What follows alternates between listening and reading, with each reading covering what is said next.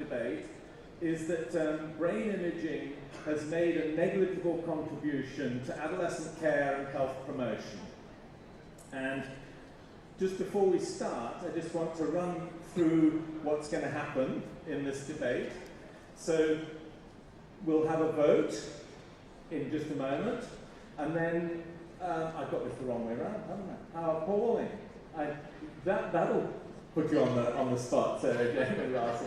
No, so the person who's going to propose the motion is Professor Russell Viner, and then opposing the motion, Professor Sarah Jane Blakemore. It would be interesting to have it the other way around, actually. But anyway, and then we'll have comments from the floor, and I just want to emphasize these are we're not looking for any questions. If you start asking the speakers a question, I will very politely tell you to shut up.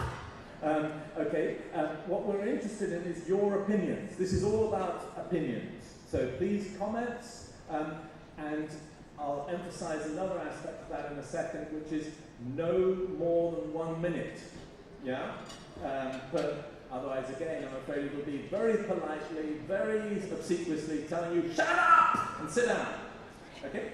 And then we have the summing up by the proposer, and we have the summing up by the opposer, and then we do the vote again.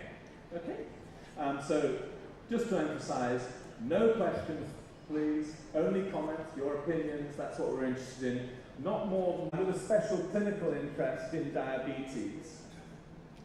Russell is an import to the UK from Australia, and I trust that he'll be cheering on the England team to a glorious series victory to win the Ashes, which will start next month.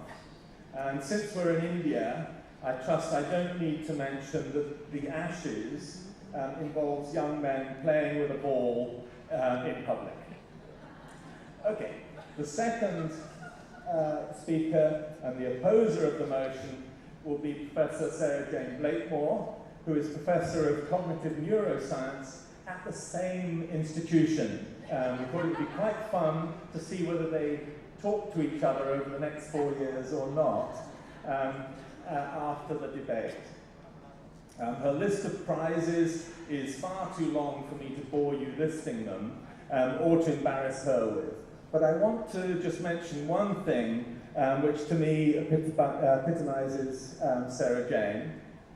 Alongside her personal research, innovations and advances that she and her team have made, it speaks volumes to me that very high on her wiki entry, she lists the fact that she co-leads the Wellcome Trust PhD program in neuroscience, because one of the things that Sarah Jane has really done better than almost anybody that I know is to promote the field and to bring on the next generation, which at this kind of conference is the kind of person that we want.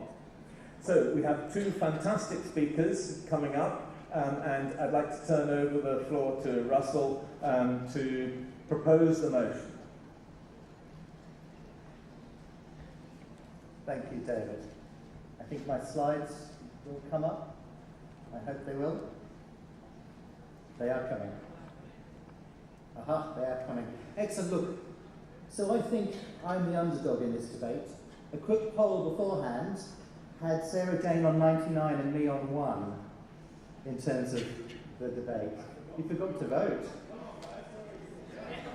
Useless. God knows how the program's keeping together with this idiot. So let's go for it. So vote. You've seen the motion. Brain imaging has made a negligible, that means almost nothing, contribution to adolescent care and health promotion. So those in favour, put your one hand up, please. And hold it up, don't let it go down. Okay. Those against, hand up. Okay, you're supposed to be looking around, because I'm not going to count. Okay.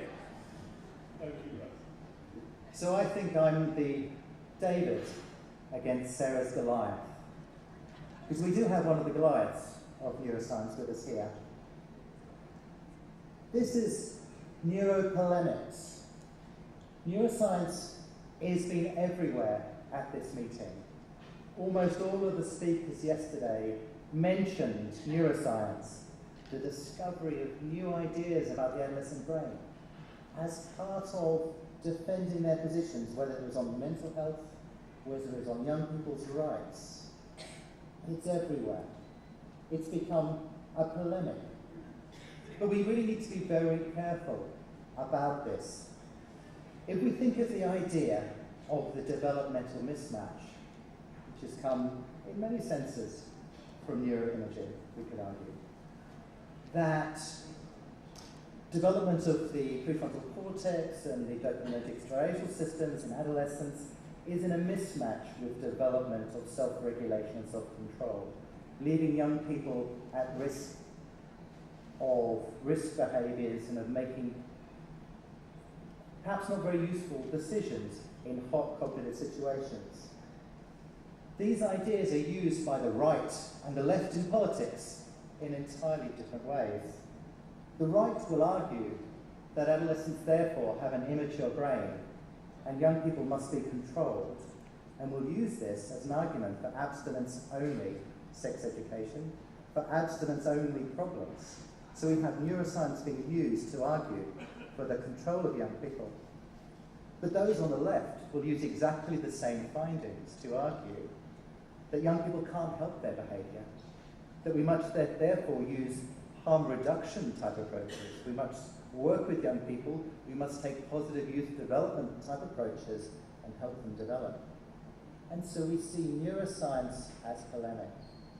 We see the same arguments used for entirely opposing approaches to adolescent health. There's a zero-sum game, potentially, in the end. We also have the issue of neuroimperialism and neuro-inequality. There are over 67 countries represented here, I believe, Susan.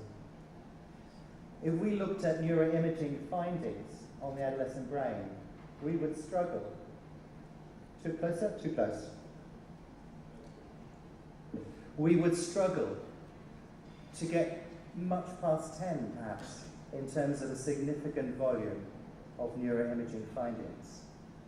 Can we, in any sense of honesty, suggest that the findings that largely come from wealthy, white teenagers' brains should be used to inform policy or practice here in India, potentially in countries around, such as Pakistan, Nepal, or elsewhere?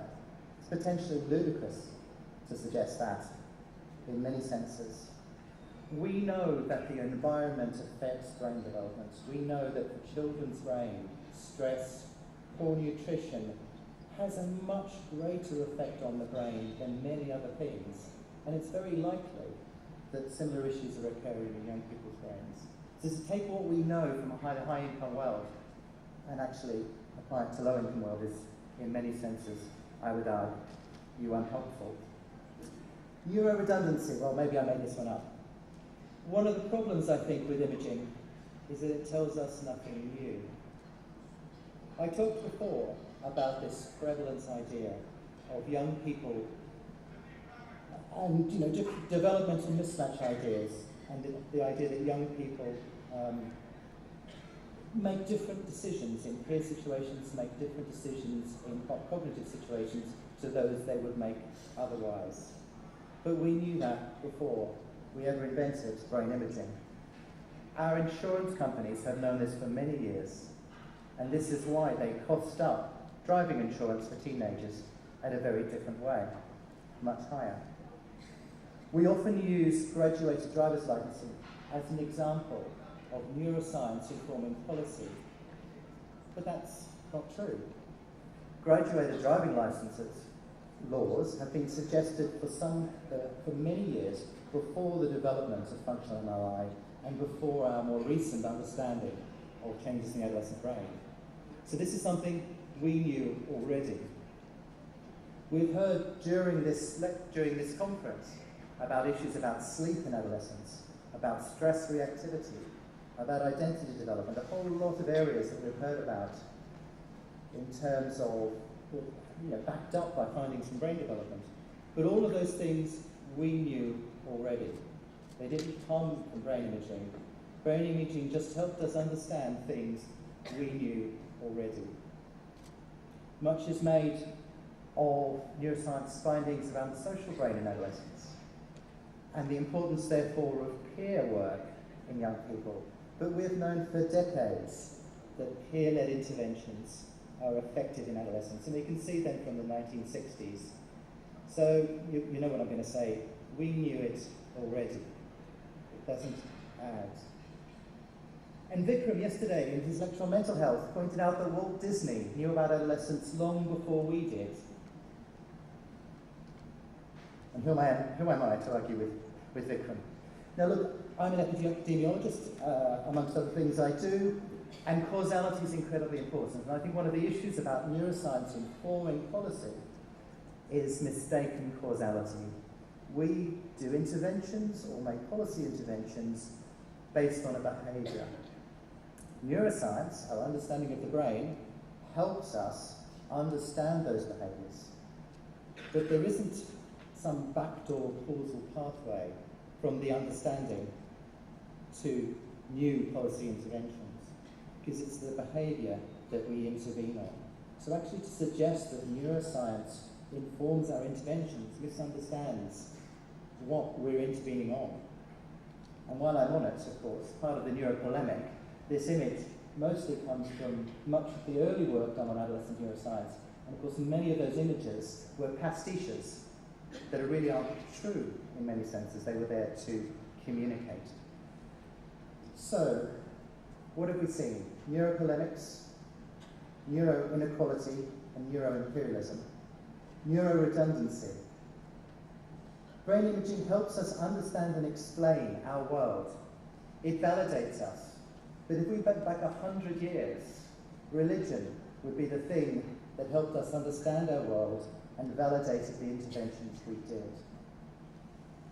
Neuroscience and brain imaging just validate our world, make us feel important, but actually have made no tangible difference to what we do as adolescent health practitioners or policymakers. And I might leave you with a quote from another Goliath of neuroscience, Ron Dahl, who wrote in the Journal of Adolescent Health earlier this year, the great journal of our field, with a very high impact factor. Neuroscience has provided, up till now, very little direct translational benefit. Thank you.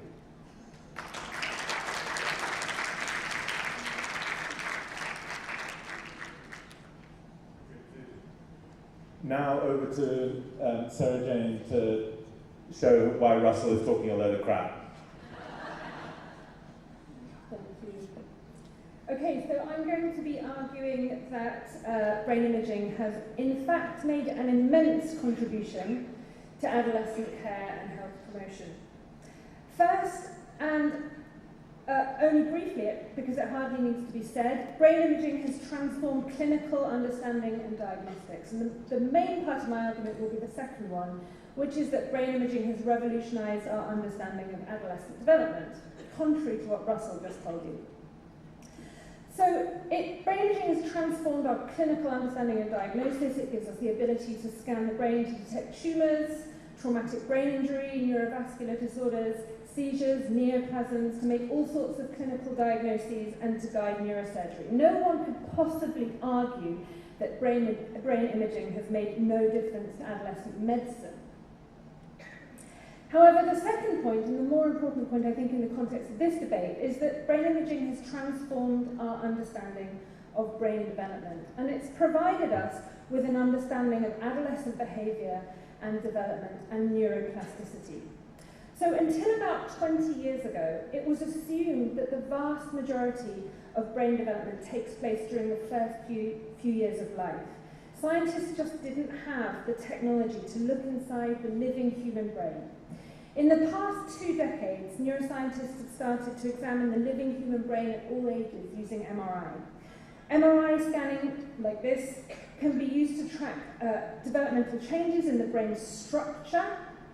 We can measure grey matter volume and white matter volume, for example, by taking high-resolution photographs of the living human brain in 3 dimensions.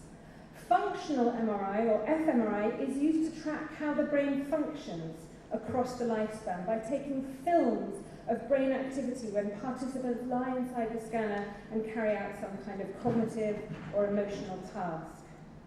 Many groups around the world now work in this area, and we now have a rich and detailed picture of how the living human brain develops. And this picture has radically changed the way we think about human brain development by revealing that development doesn't stop in childhood, which is exactly what I was taught during my undergraduate degree, that it stops in childhood. But we now know that's not true. Brain development continues throughout adolescence and well into adulthood. And we only know that because of brain imaging. Many brain regions develop during adolescence. Most of the brain regions that undergo very prolonged development are situated in the cortex, the surface of the brain. One of the regions that undergoes the most substantial and protracted development is the prefrontal cortex. This is the region right at the front of the brain, as you know, that's involved in all sorts of high-level cognitive tasks such as decision-making and planning, inhibition of inappropriate or risky behaviours, social interaction and self-awareness. Many other regions of the cortex also undergo substantial development during adolescence. 2 main age-related changes in human brain structure have been described using brain imaging, particularly in middle to high-income countries. Second, MRI studies have shown that grey matter volume undergoes non-linear changes during adolescence. Cortical grey matter, which contains cell bodies and connections between cells, synapses, increases during childhood. It peaks at some point in late childhood. Please, the people with the microphones, as quickly as you can. To the front, please, here. Great, because we have a few minutes now for any comments from the floor to make your point. So please run to the front. Where are these people with the mics, please? Where are the people with the mics? Microphones? Okay, great. So if you run to the front and make a queue, don't sit down again if you want to make a comment, because we'll run out of time. Great, yes, please, go for it. Hi there, I'm Anna Suleiman. Rondal couldn't be here, but I'm here as his co-author to say I think you would feel like you had misappropriated his words a little bit. I'm just saying. But one, I know it was a direct quote, but it was a direct quote in a certain context. So one, the adolescent brain is perfectly adapted for the functions of adolescence. And I think Sarah Jane highlighted that most eloquently. I think the other thing to keep in mind is that it really is a team science network that's needed. We need the practitioners talking to the neuroimagers and bringing these really fundamental questions that we can test in the lab back to the scientists just as much as we're putting data out. And the other thing that I want to say is there are places, actually communications neuroscience and the work of Emily Falk has been really profound in saying there are moments where actually neuroscience is better at predicting behavior than what we tell, like what we say we like. Communications messages we think are going to be effective can be better predicted by neuroimaging than by self-report. So I think there's a lot of ways that we've had predictions, and Ron is going to, he's going to hear about Thank you very much. Yeah, not sure which side you're on in this debate, but anyway, thank you very much. Yes, over there, please. Yeah, thanks. Thank you very much. I'm Nina from Switzerland. I have a question because I thought... No, only comments, only opinions. Comments? Comments and opinions. Okay, sorry. So what about, because we heard about research being done in northern countries and many health issues in southern countries. So a comment is, I would like to know more about this difference in this field. Great, excellent. Okay, and over here? Seth Ammerman. Paradoxically, I actually agree with both of you. And here's why. I do agree with Sarah Jane that a lot of the recent brain neuroimaging and studies have increased our understanding of adolescent brain development.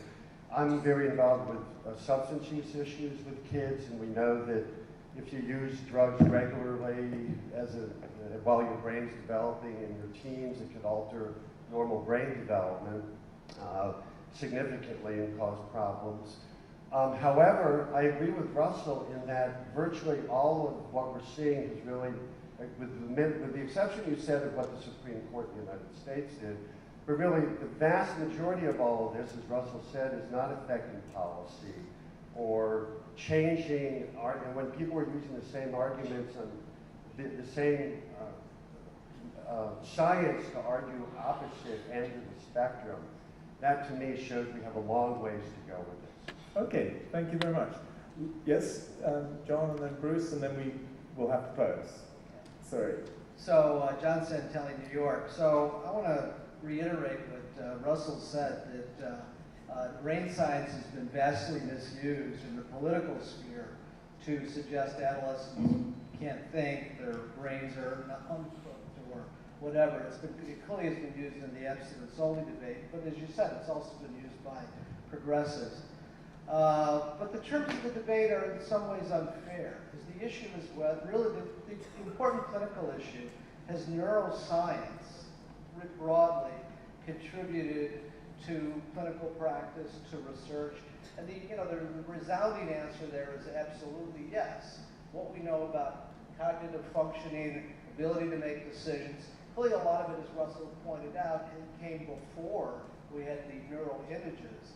But that's been essential. The work on hot and cold cognition has been essential to the work that we all do in the audience. So anyways, in some ways it was a trick question you two were giving. Oh no, did he spot something? Okay, over to you, Bruce. So I just wanted to say that, there's part of me that completely agrees with Russell, that I think much of the science has just confirmed common sense, or what we knew anyway. But as an advocate for adolescent health, I have no doubt at all that neuroimaging has supported us enormously. It engages people in a way that we can't often engage them with our normal language. And somehow, being able to show a slide of a brain makes it real for people. Great. And finally, Madam? So I work in the juvenile justice system in the United States, and I'll say two observations. One is, at one of these institutions that I was clinically involved in, one of the counselors to the juvenile delinquents said, "Oh, we learned that their brains don't work, and that's why they do all this stupid stuff they do, and they can't even, they're not smart, and so we should treat them sort of as imbeciles, basically." And so he was governing his activity towards these young people every day based on this information that he got from neuroimaging. On the other hand, the neuroimaging and the Supreme Court decision for the death penalty was influenced by it. Also, though, if that's compounded by the vast amounts of evidence that have been done by the justice system itself on crime, the age of crime, the peak of crime, the social elements of crime, and there's been more research done in the past 10 to 15 years on juvenile delinquency itself and its social factors than anything else. So great, thank you very much. So now we turn over to Russell to say why what Sarah Jane was saying should not have convinced you. Okay, so let's get rid of those slides. Okay, my supporters, do not be swayed by the honeyed words of Sarah Jane. Brain imaging gives us understanding, but it does not contribute beyond that. And I think that's what Sarah Jane showed you, number one. Number two, the Supreme Court of the United States, well, let's be honest, the Supreme Court of every other Western country had made the same conclusion way before on the basis of simple human rights. So again, we knew it already. Simple human rights have been around for a long time. So, without making too fine a point, can I get each of you to reflect about your own practice? Whether you're a policymaker, whether you're a clinician, practitioner, whether you're a researcher, and think, truly, have brain imaging findings changed what I do? Unless you're a brain imaging researcher, of course, you don't count. Have the findings from brain imaging changed what I do in policy or practice in the last 6 months? have I treated a young person differently in a very substantial way?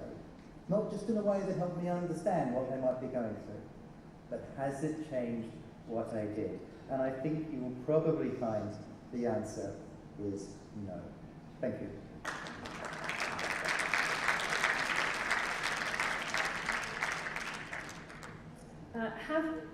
Have what we now know about the brain made us treat adolescents differently? That's a question that I sometimes ask teachers I work with, many teachers in the UK, parents and clinicians who work in adolescent health, and the answer is almost inevitably yes. It makes a huge difference to know that the brain is changing in such a substantial and protracted way during the period of adolescence, when just 20 years ago the assumption was that the brain does not change after early childhood. In fact, what brain imaging has shown is that the brain undergoes vast development during adolescence. This makes adolescence a period of opportunity for learning in schools and for rehabilitation and treatment in medicine. The capacity for change in adolescence is greater than in adulthood, and we know that largely from brain imaging studies. So it only remains for me to thank both speakers and to see the vote. So the motion is that brain imaging has made a negligible, i.e. almost no impact on adolescent care and health promotion. Those in favour? Okay. And those against? Okay. You can all see what you see. So, over to the next session. Thank you very much indeed.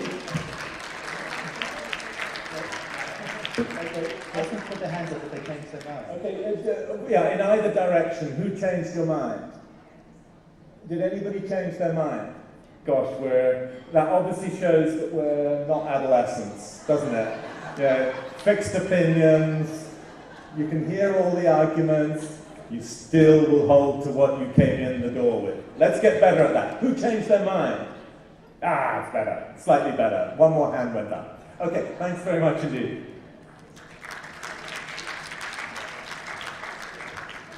Well, thank you so much, Mr. Ross, and thank you so much to our speakers for conducting this session so well. I must say it was quite interactive and engaging. But there's no one point that fits to both of it. We just can't give one point that's right or the other wrong. So I must say that brain imaging, it's definitely helped us in transforming clinical understanding and diagnostics. I think many of you over here would agree with that. So ladies and gentlemen, now we request all of you to please join us for the sessions that will be happening in co-meeting 3, 2 and 1. You can go through the itinerary and you can choose whichever sessions you feel interested in. Thank you so much, and tomorrow we'll meet here at the same time, 9 a.m. and we'll begin with our day 3. Thank you.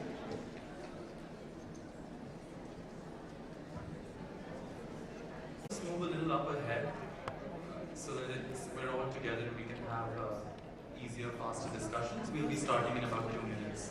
But if you guys could please move ahead.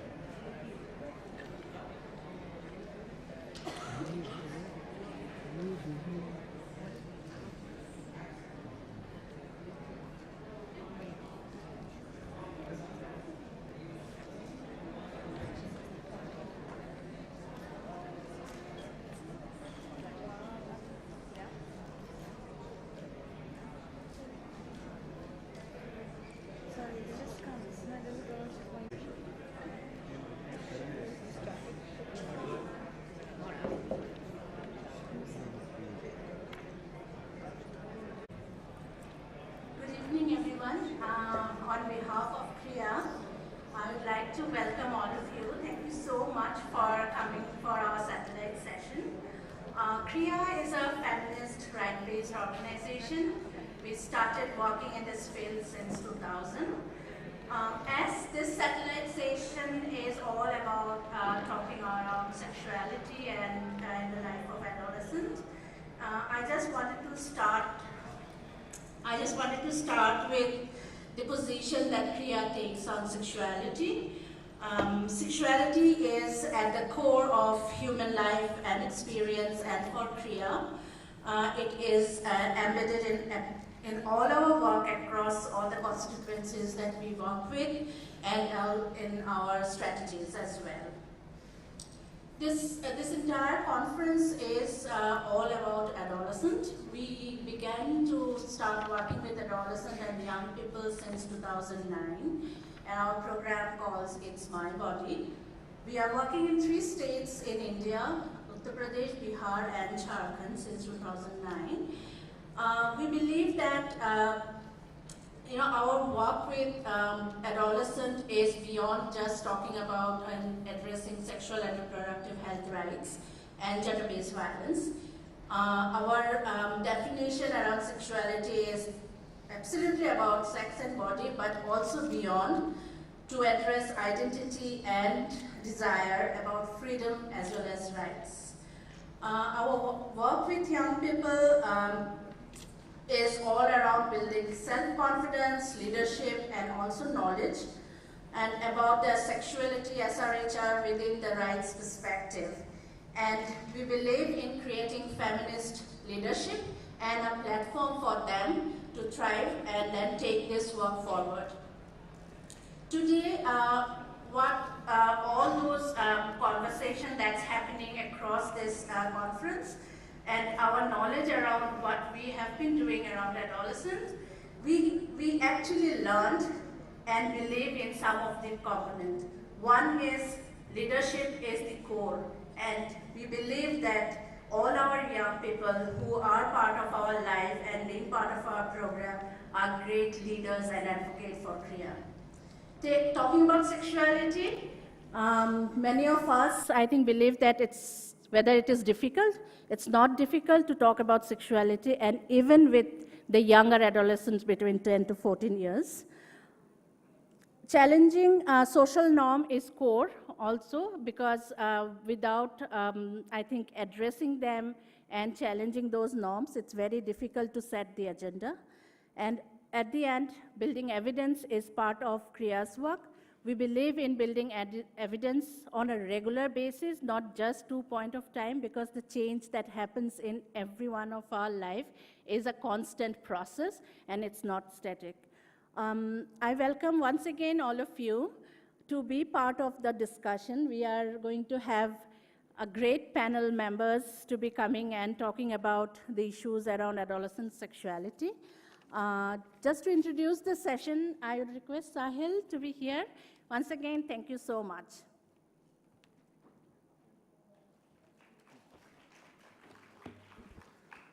Hi, so they've chosen the one who was most recently adolescent to introduce the panels.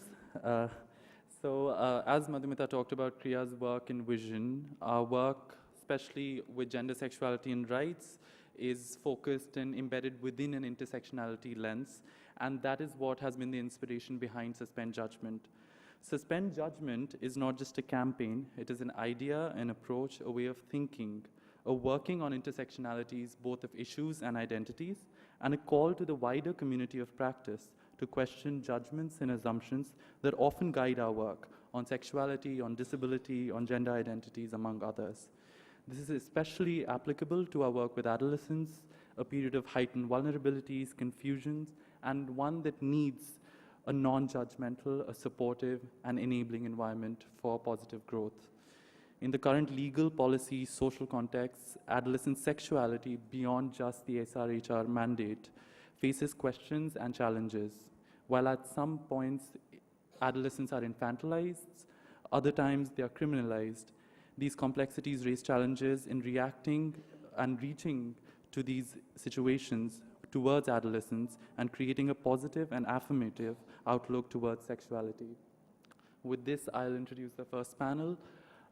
We've got Deepta Bhog as the moderator. We have Poonam Mathreja, Executive Director of the Population Foundation of India. We have Mr. Anand Sinha, Country Advisor to the Packard Foundation, and we have Manak Matiani, Executive Director of the YP Foundation. Can I please request our panelists to join the stage?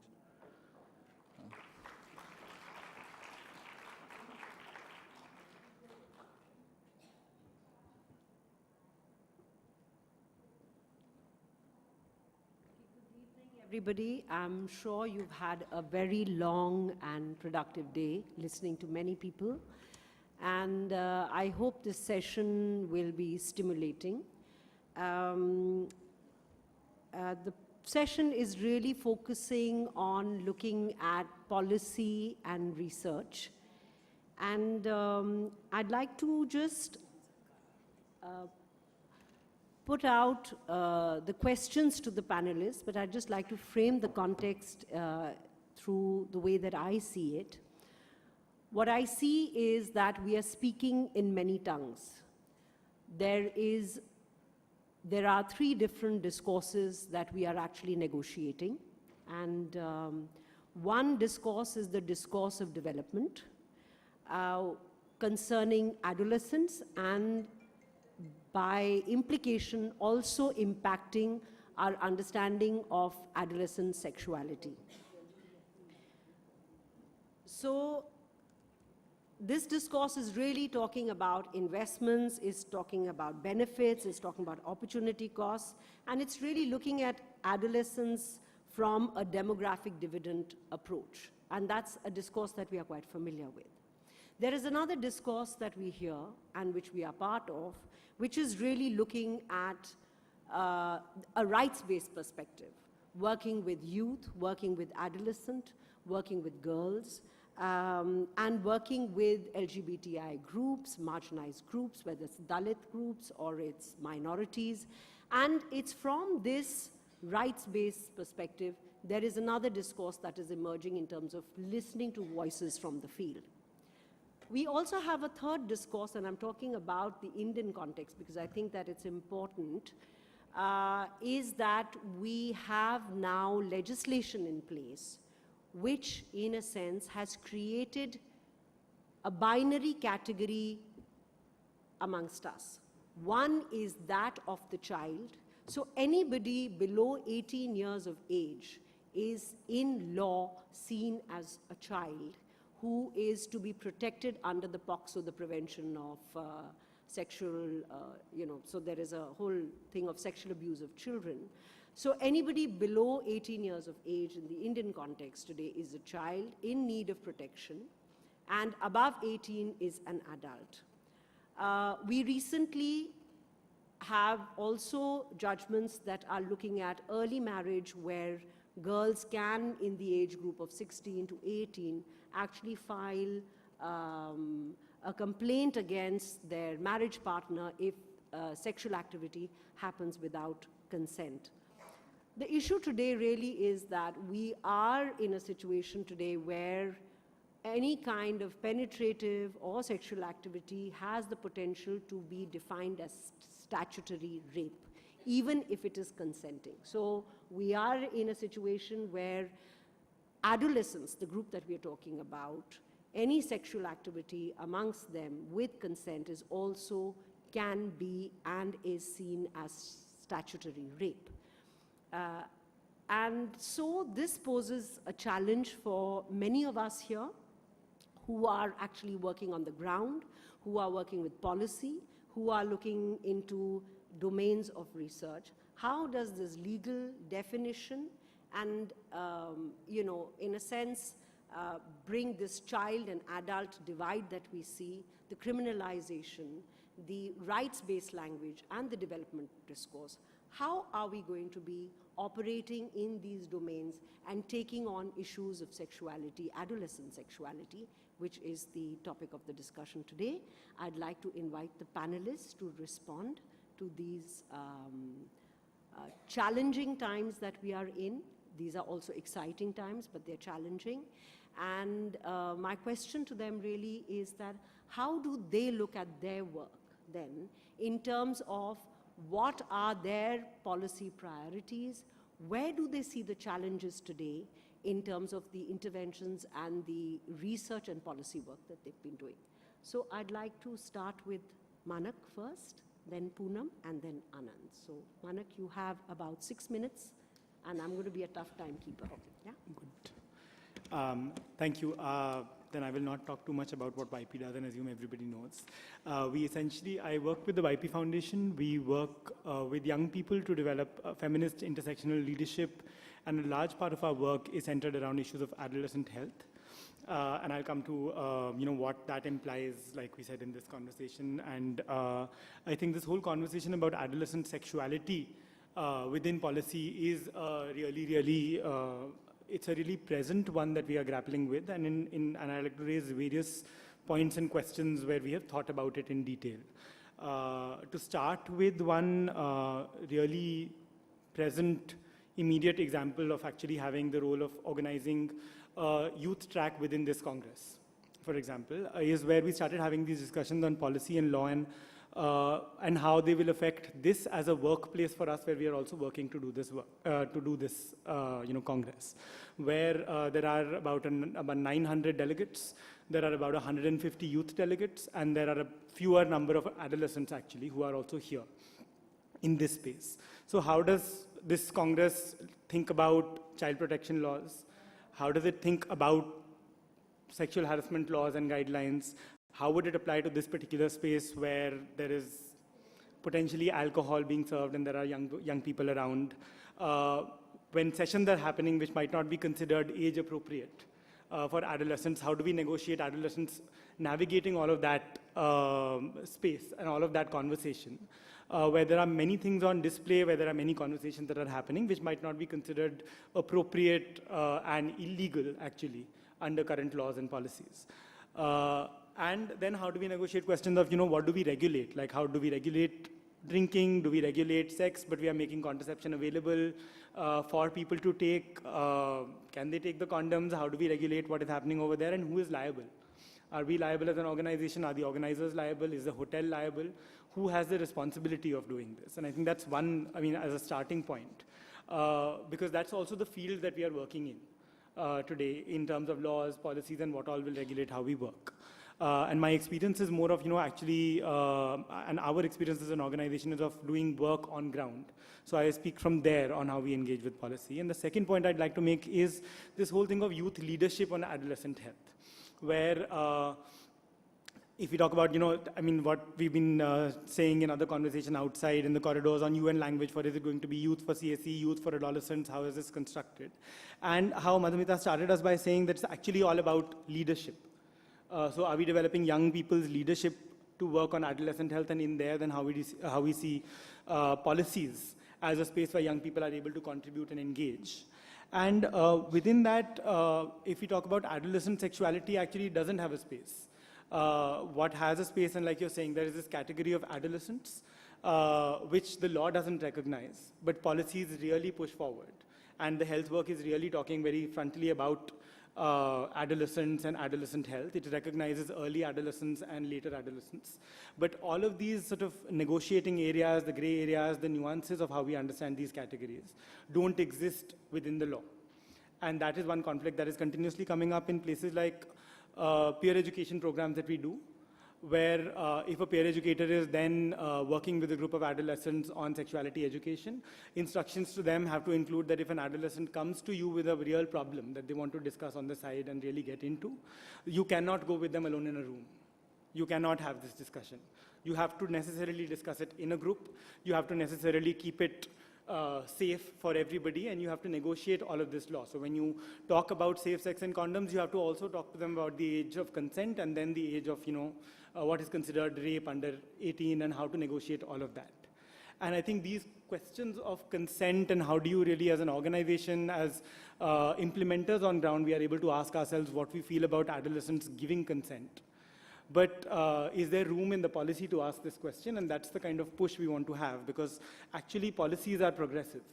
The policies are fairly progressive right now if you look at the RKSK, and they give you a wider framework.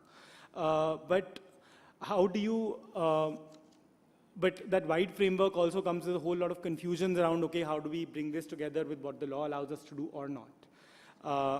And the laws are in part protectionist, which are only looking at children and then youth, and in part encouraging vigilantism of a certain sort. They're coming from this thing of not recognizing a certain kind of population, not recognizing LGBT adolescents or young people at all. and pushing that completely underground in certain ways where even if that is there in the policy, one cannot talk about it in implementation scenarios, definitely in conversations when government is present. And that's the other thing that we need to figure out how to push for and negotiate. I think just the third thing very quickly is on this whole question of leadership, which we started with.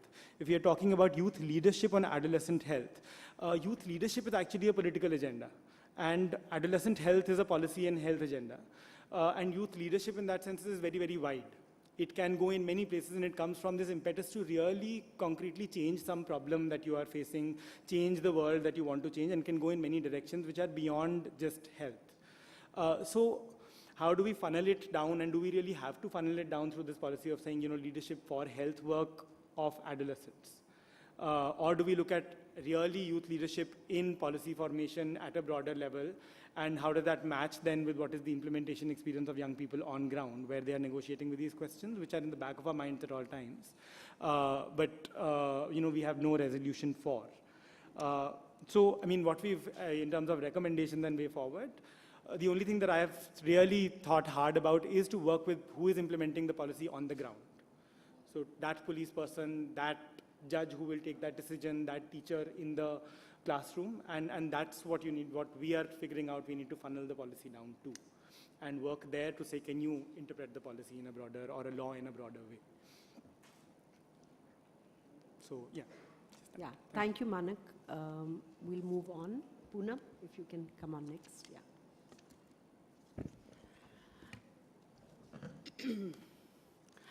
So I've been trying very hard since I got the invitation to be on this panel to suspend my judgment. But I have concluded I continue to be judgmental, and I'm going to acknowledge that at the very beginning. But I tried very hard, actually, to see where I could make the organizers respond to their needs for suspending judgment. And there is one area that I think I am going to suspend my judgment, and I'll come to that. First of all, I want to say that we have to differentiate, and we all do, but in our conversation, I need some water, please. We need to differentiate, I have a bad throat, I'm warning you ahead. So I want to differentiate between policies and programs. Do we really have a policy in place? I'm not sure, thank you, bless you. I'm not sure we have a policy really in place. Do we have a youth policy?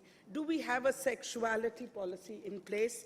The answer, I'm sure we'll all agree, is no, we do not have a policy in place.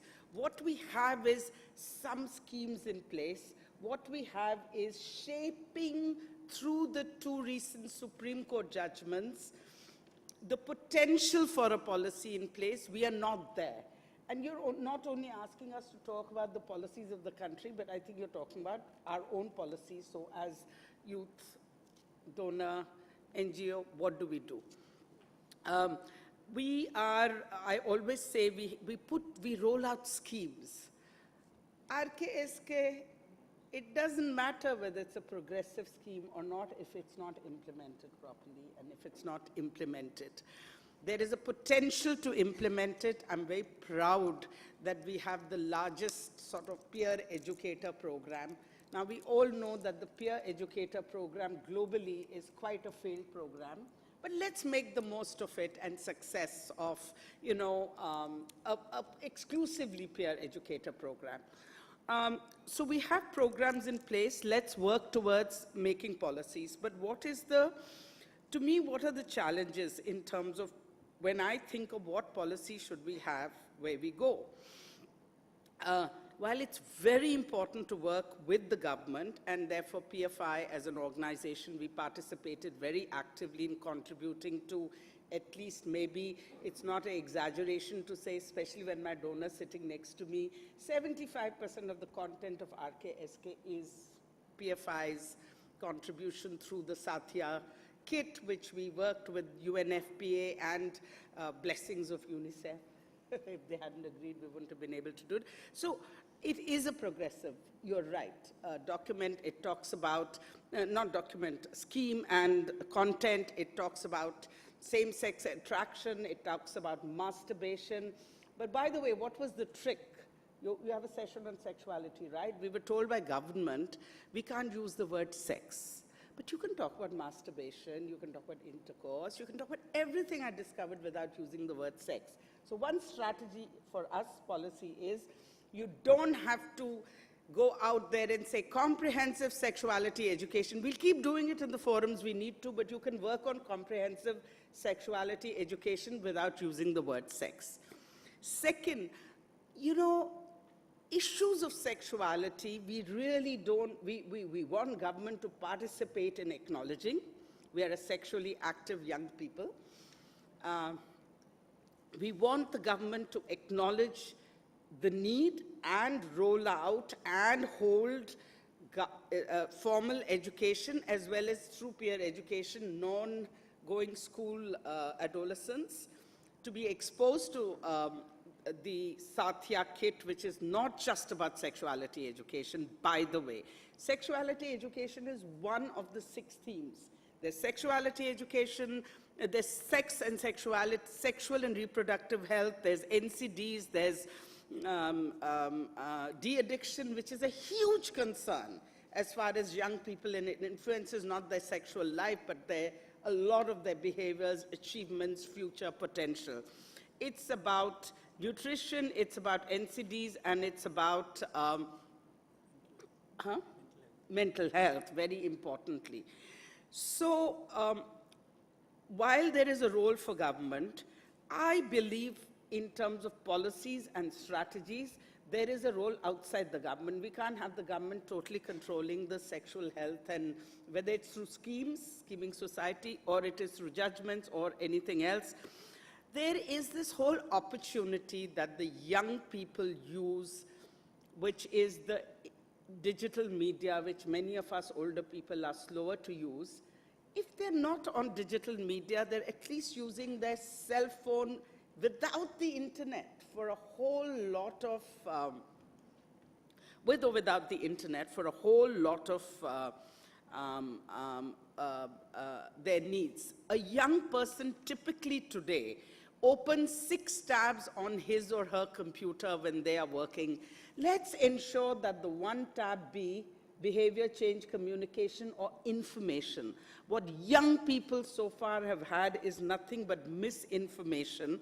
So our policy today is to fill and use every space, and they're inexpensive spaces.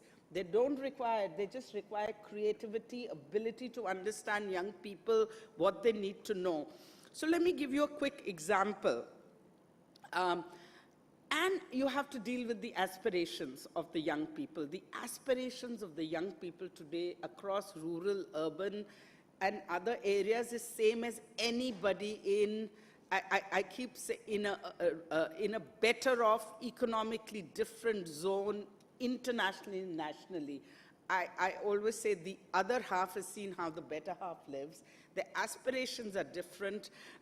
They have misinformation, and how do we respond? So one of the responses that we've had recently, we've taken the most difficult issues we'll never be able to put in any program of the government, and even, of the government, or put formally in a school system. So what we've done is we've created something which the organizers have very generously agreed to show one episode at the end to whet your appetite. It's called Sex Ki Adalat. For those who don't understand Sex Ki Adalat, the Hindi word, it's the court for sex. And what we have done is we've taken difficult issues like masturbation, menstruation, virginity, and so on, and we've made a court where there's a judge, there's an accusee. So there is a young person accusing his father of beating him, and he files a case, and the father is asked by the judge to explain what happened, and he says, my son masturbates. And then we bring in a witness who's a doctor who explains the biological phenomena, and a doctor is seen as a credible witness in any case. And we have a judgment at the end where there is a consensus between the father, the son, and the judge and the lawyer, and it's done in a humorous way. We know globally that entertainment education really works with young people. So let's respond to their need for entertainment, information, education, and take the work that we want to do on sexuality to the public domain.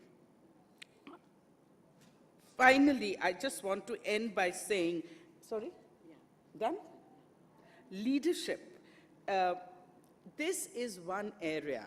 I think young people, because they know how they pretty much know how they want to behave. Only if we should suspend our judgment on how we want to shape their behavior. We just need to give information. We need to give some encouragement for people, for young people to exercise leadership. We don't need to create leaders out of these leaders. Thank you.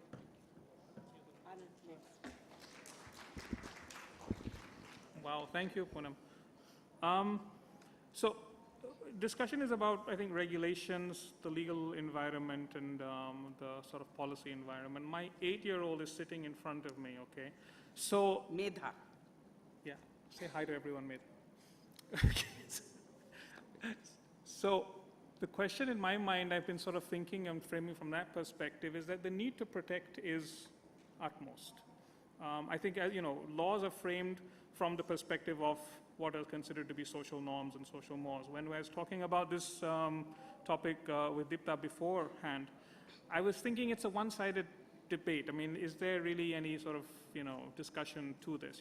Our laws are generally nanny state regulations that are sort of over the top and draconian in nature. They tend to be sort of reflexive on the one negative instance that happens at some place suddenly leads to sort of, outrage and legislation that has a far-reaching, and sort of unintended consequences. And suddenly we ourselves, as a society that demands that protection law, starts to wonder, well, just a minute, now I'm beginning to pay for those sort of protection laws. So, whether it's to say, fine, we ask that, children be not sort of given unnecessary information, exposure to the wrong type of information because it might lead to the wrong types of actions. That's a social sort of, it's a social demand in general. Unfortunately, there's a lot of education to be done in terms of what happens with that information, whether it actually leads to negative outcomes, etc., which generally it doesn't.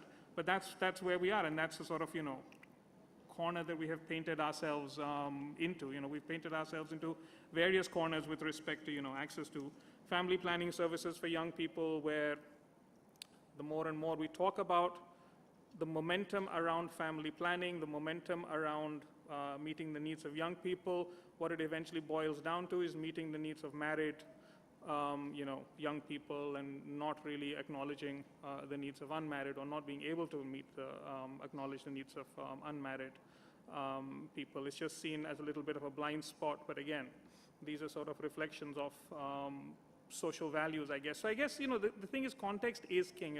I can be sitting here, with my daughter and sort of be talking about, the penis and the vagina and sex and intercourse, and she may or may not understand it. Hopefully she doesn't, but I don't know where that's going. But as I want to suspend my judgment, maybe as a representative of, civil society, as a representative of a donor organization that works in this space, but also think about, the dad in India who's trying to think about how is he going to protect his children, and how is he going to protect his daughter from what seems like a fairly unlivable social sort of, fabric. And therefore, some of these regulations will seem reasonable, even if they're over the top and completely, have gross unintended consequences. So I guess part of the discussion in my mind is, in that case, what do you do, right? Do you go about trying to sort of say, okay, I mean, if there's one part of it which says, how do we try and work within this environment, within this legal framework, what is it can be done? Can you look at programs, can you look at policies, can you look at interventions that still manage to affect 80 to 90% of the people that you're trying to address? But yes, there's an extreme, cases of 10% where you can't sort of get into. I hope that the laws that we have do allow us to sort of at least, operate in that majority case of where we're saying that, young people do need to have information about their bodies, sexuality, about the decisions that they can and cannot make. I would like to think that, our laws allow that, and that's what I believe that we do here.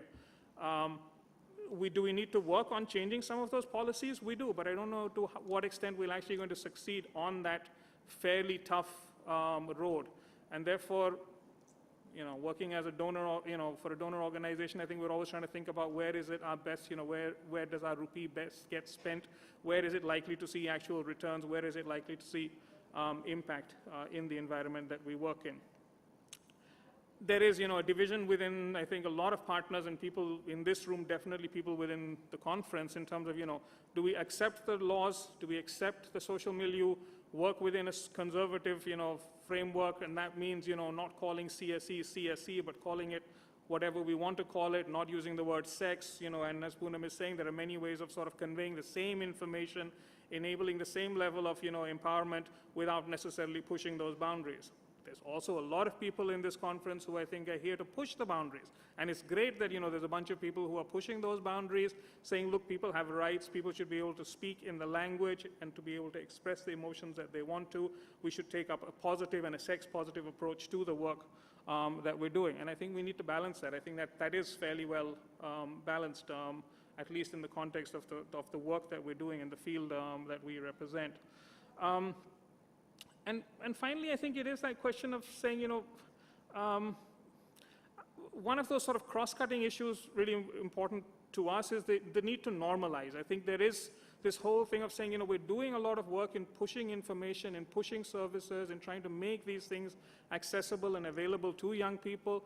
But I don't know if there's been sufficient work in trying to normalize the environment. Is it okay for us in our minds to sort of, say that a young 10-year-old should be able to seek information like this? Is it okay for parents? Is it okay for teachers? Is it okay for, I don't know, community gatekeepers, other people to say that?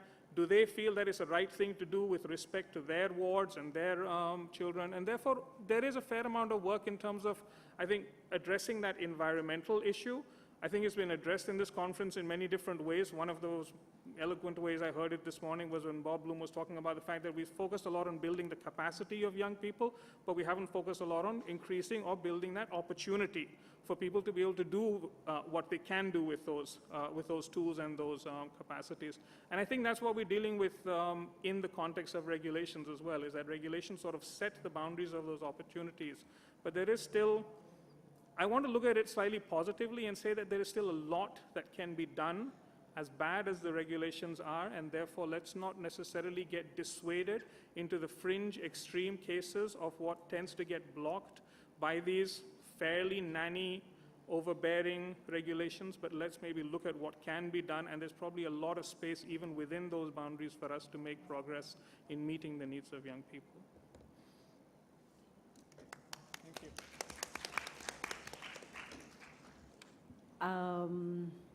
Three very different points of view, and I think adds up to comments or observations or questions that people might want to ask of the panelists from the audience. We have about 5 minutes for that. If there are questions, yeah.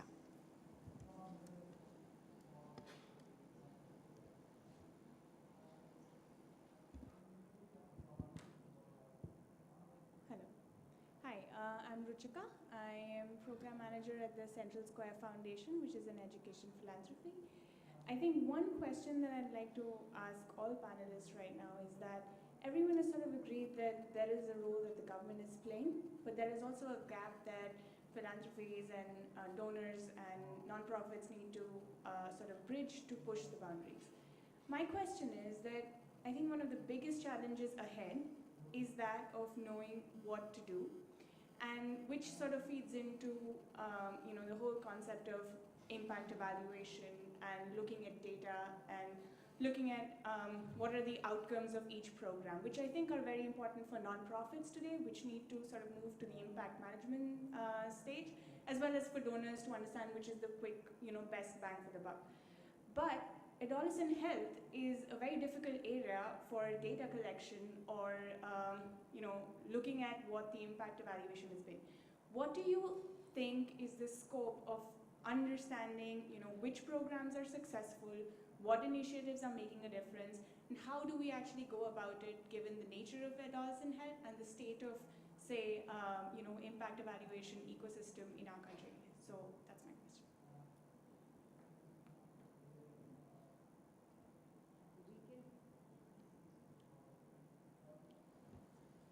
question. We can take another 2 questions and then the panelists can respond. Yeah.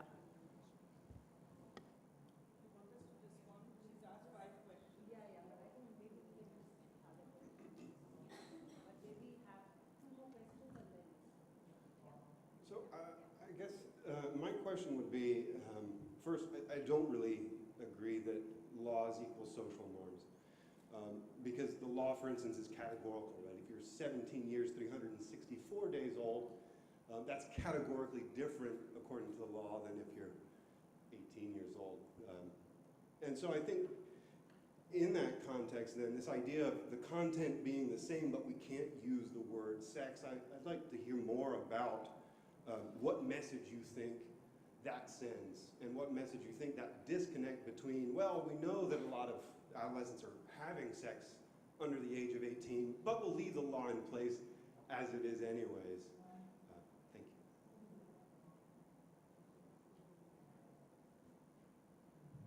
One more question or comment?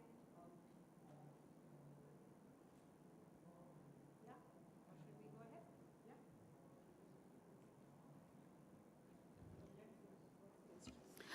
Yeah? Let me start with the last question, because that's one question. The other, Ruchika has 5 questions, so we'll divide them up. So let me ask, I respond to your question. I didn't get your name. See, first of all, you yourself used the word adolescent health education. It's not only about sex. Sexuality and sex is one part of all the work we do on adolescents' sexual health, adolescents' health. In India, given that, not just in India, even US, they had to really fight hard, or all over the world, they had to fight hard to bring in sexuality, the word sexuality education. How long are we going to be held hostage to those fundamentalists in our and ill-informed people who have suspended their judgment for life in opposing sexuality education? So India rolled out, as many of you know, a perfect sex education program which was done under the, in the excuse of HIV/AIDS by NACO. Look at the furor we had, and it was withdrawn from many states, sex education. What's there in a word? So if we can do sex education without using the word sex, and as Anand said, there is a debate, and there are some of us who advocate, push the envelope, but there are some of us who tactically, when we have an opportunity, roll out the RKSK Satya program without using the sex. I don't think there's a contradiction. I think we are working in orchestra and in sync, and all of us have a different role, good cop, bad cop, pushing the boundaries, not pushing the boundaries. So I hope I've responded to your question. And then I didn't deal with laws equal social norms, and I'm sure Anand didn't mean that, but laws enable you for sure to change social norms if you do it. But legal enactment is a necessary condition, but it's an insufficient condition unless you can do something, but I'm going to let you respond. I'm going to pick up 1 or 2 questions, or maybe one from Ruchika's battery of questions. Impact evaluations in India for government programs have been a rare phenomena, okay? In India, we decide, for instance, with great confidence, the Indian bureaucracy says, incentives work, so we will continue to have incentives in family planning. We will add more incentives. We will spend 85% of our expenditures on contraception is on incentives. But there has been no study, there is no rationale, but they continue to do that. So in India, we don't necessarily have evidence-based policy making, we have policy-based evidence making, by and large. Okay, so that's the situation, but we must change it, and I'm glad young people and the Central Foundation is asking these questions, and these donors have also rightly begun to ask questions, sitting on my right and in the audience. And I think India, the problem with India is that it is a junkyard, and the biggest junkyard, or if you're pessimistic, graveyard, of pilots which haven't been evaluated. And I think there is while there is some appetite at evidence, but you'll hear our government say we want global evidence. Okay, they don't necessarily want evidence from government programs that run, so we can at least look at, we need to invest more money, it's expensive, we need to build a capacity for evaluation and monitoring, and finally, impact evaluation in India, within the NGOs that do the pilots, there's very little capacity. There is very little capacity in government. So I think our academic community and the evaluation community, we have to really shape and create that there are people to do that, but it's an important point.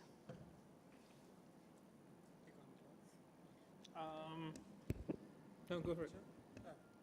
No, I'm also, in the interest of time, going to pick and choose and be specific in my responses. I think, like you said, a bunch of us are also pushing for calling it what it is, like you said.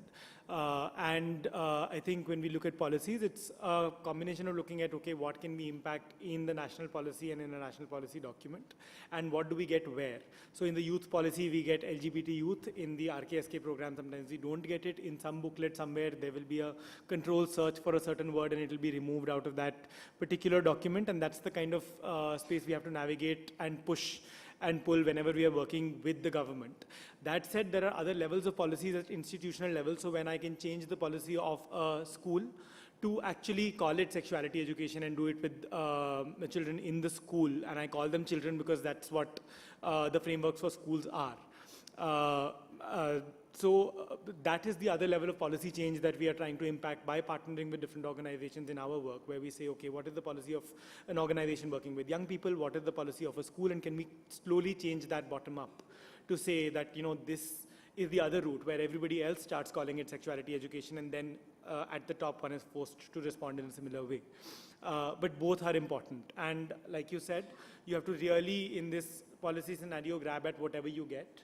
And so one has to make hard choices about what one calls one's program in which room.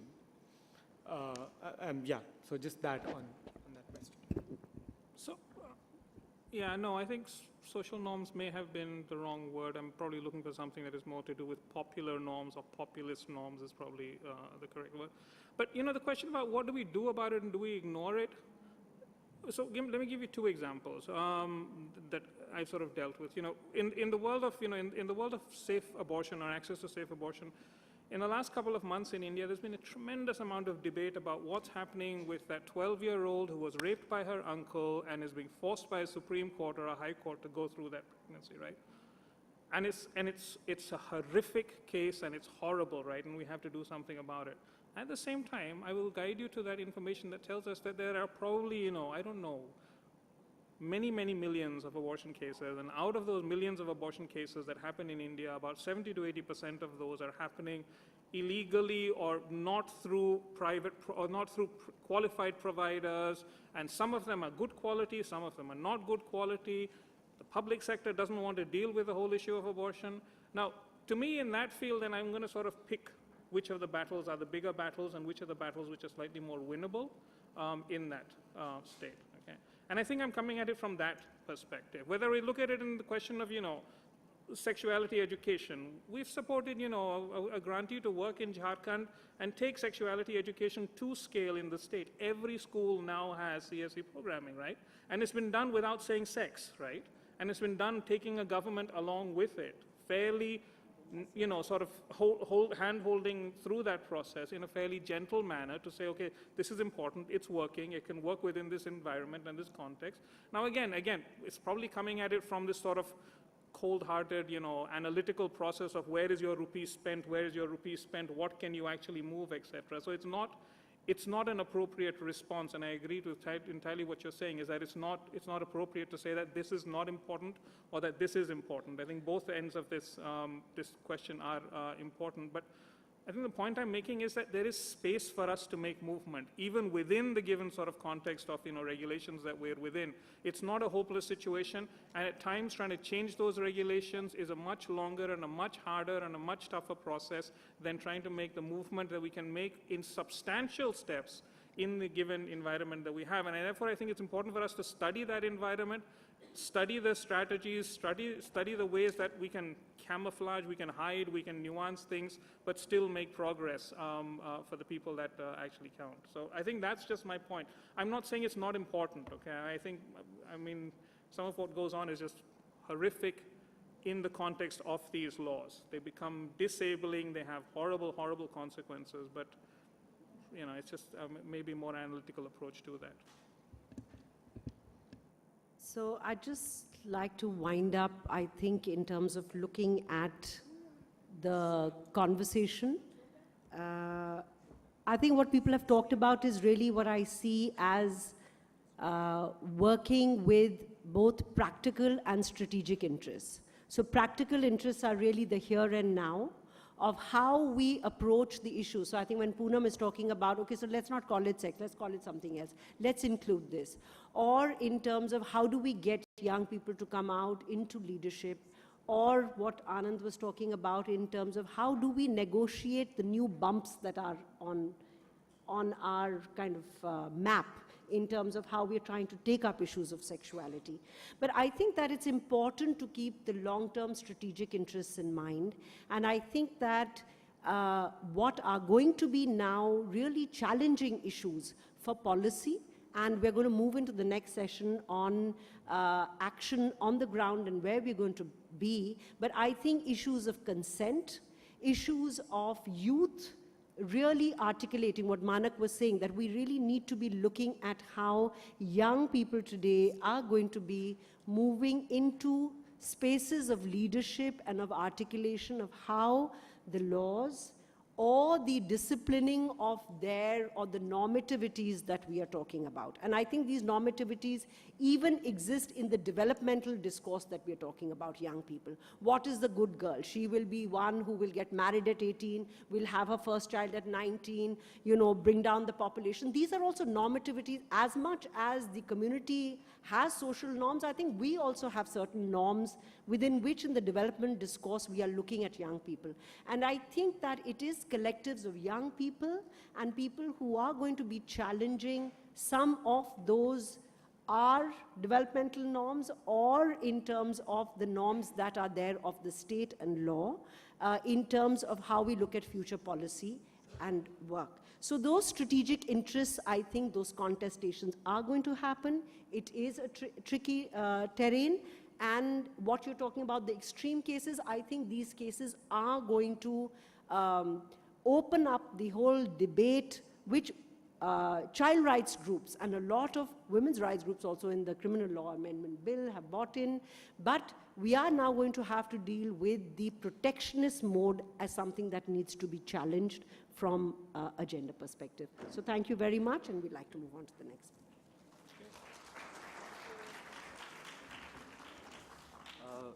Thank you, Deepta, for putting it all in such great perspective. And I'm sorry we are rushing to the next panel now, which is right here. The next panel, as we've already gone through the conversation from the context to programs to evidence to the what next, I'd like to invite the next set of panelists who would be moderated by Suzanne Petroni, who's principal at the Gender Equality Solutions. We have Pranita Kapoor, country advisor, AJWS. We have Ravi Verma, Regional Director, ICRW. We have Sonal Gyani, Content Associate at the Creative Associate, my apologies, at Agents of Ishq, and Sunita Menon, Program Director, Breakthrough. I'll leave the stage to you. Great. Thank you, Sahil, and good evening, everyone. I know it is close to 6:30 at the end of a fairly long day for many of us, and I will suspend my judgment if you're thinking about a glass of wine or a beer at the end of this. I am as well, so that's perfectly fine. But so we've got 35 minutes or so to answer the question of what do we know and where do we go from here. Fairly complex topic, and we have 4 fantastic speakers. So we will talk a little bit fast to try to get everything in. And I'd like to do this in somewhat of an interactive manner and make sure we get as much conversation with both the panel and hopefully some questions from the crowd as well. So let me just start with asking each of you to say just very briefly what you're working on and what you have seen from your programming in regard to what works, what doesn't, what lessons have you learned in your work? Just a few minutes each. Start here. Thank you, Suzanne. I'm starting with me. I'm just assuming I'm going to just, okay. I'm with the American Jewish World Service, and we came to the issue of adolescent sexuality in 2014. We came to it from starting to work on the issue of child marriage. Very quickly, we moved from child marriage to early marriage. And as we started to unpack the issue of marriage, we saw that it was really a symptom of many things, including poverty and all of, all the gamut that hides. But the other aspect of marriage was all around gender inequality. And one of the central drivers hidden inside that was the issue of control over a girl's sexuality. So the quicker you got her married, the faster you could make sure that your responsibility for her is handed over to somebody else, because she is not seen as someone who's allowed to, God forbid, act out on any sexual impulse as a young growing girl. From there, I think that's kind of how we came to the issue of sexuality. We're new at this, so we've been doing this since 2014, but we are programming around the issue of what we call early marriage. And what we've learned okay, so what we've learned basically is that what we've learned is that to try and deal with this issue of sexuality is very complicated. And the way that we kind of framed our programming is around what we call the 4 A's. That if you want to work with a young girl, it's not about just delaying the age at which she gets sexually active in India, ergo getting married at 18. That we've learned is something we don't believe in. That's not what we want to do. What we want to do is build the agency of a young person so that they can actually have a choice and have opportunities. Because we saw that marriage was really the only choice and the only opportunity that young people, young girls especially in India, have. And so to really build their agency, build their aspirations, because that's what if the only choice you have is marriage, that's what you aspire to, that's what every single young girl aspires to. Build their aspiration for something else. If they have desires for something other than marriage, let's say a higher education, well, there needs to be access and availability of those services, and somehow we need to work around that kind of 4 posters or 4 pillars, and that's what we're trying to do. Terrific. Thank you very much. Ravi, is it okay if we turn to you next? Thank you, Pranita. Ravi Verma. Well, thank you. In ICRW, we began working on the issues of sexuality among the adolescents from the lens of violence prevention. In fact, the conceptual approach for us to address the issues of sexuality came from our own, desire to address the issue of, or center stage the masculinity as a construct. And we began, and that's where the idea of body and relationship and violence became the central domains around which the sexuality started unfolding, the discussions around sexuality for the age group of 12 to 14 or up to 16 in different programs that we work with adolescents. And we have seen how, tricky has been the issue for us to address the issue of sexuality, because someone said in our previous panel, camouflaging has been the kind of an art for us. We never use the word sexuality in our program, but it kept coming back. In various sessions, when we began the sessions on relationship, it was all about, for that age group of 12 to 14 and 16 as well, the issue of sexuality was on top of the training agenda and questions and the curiosities and anxieties that we address. The problem is that when you work with this, that we work in silos. In fact, we have SRH framework that defines us to work with these age groups with certain outcomes, and we don't really expand to go into the area of sexuality as we would like to address, although you see the dire need of that information there. And there is complete dearth of data. There is no data between 10 years beyond on the issue of sexuality for young adults, and for what is their construct of relationship and romanticism and sexuality. We have taken it for granted that there is something that we learn on the ground working with the programs, and most data and evidence that comes, they are very instrumental in nature to allow us to get the feasibility of doing a program, kind of establishing the trade-off between what is sensitive and where you draw the line. But then I think we need data for 10 to 14 years of age group as to what does sexuality mean, and we don't have systematic population-based representative information as to what it means in that age. I know GEAS that they said that by 10 years gender norms are set and formed, but it does not, because from 10 onwards, when they are into the schools, they are beyond the control of parents and families. That's where they begin to explore. They begin to really assimilate information that comes from many different sources, and they construct their own ideas of relationship and sexuality and body that we don't know. It's a completely mystery box there.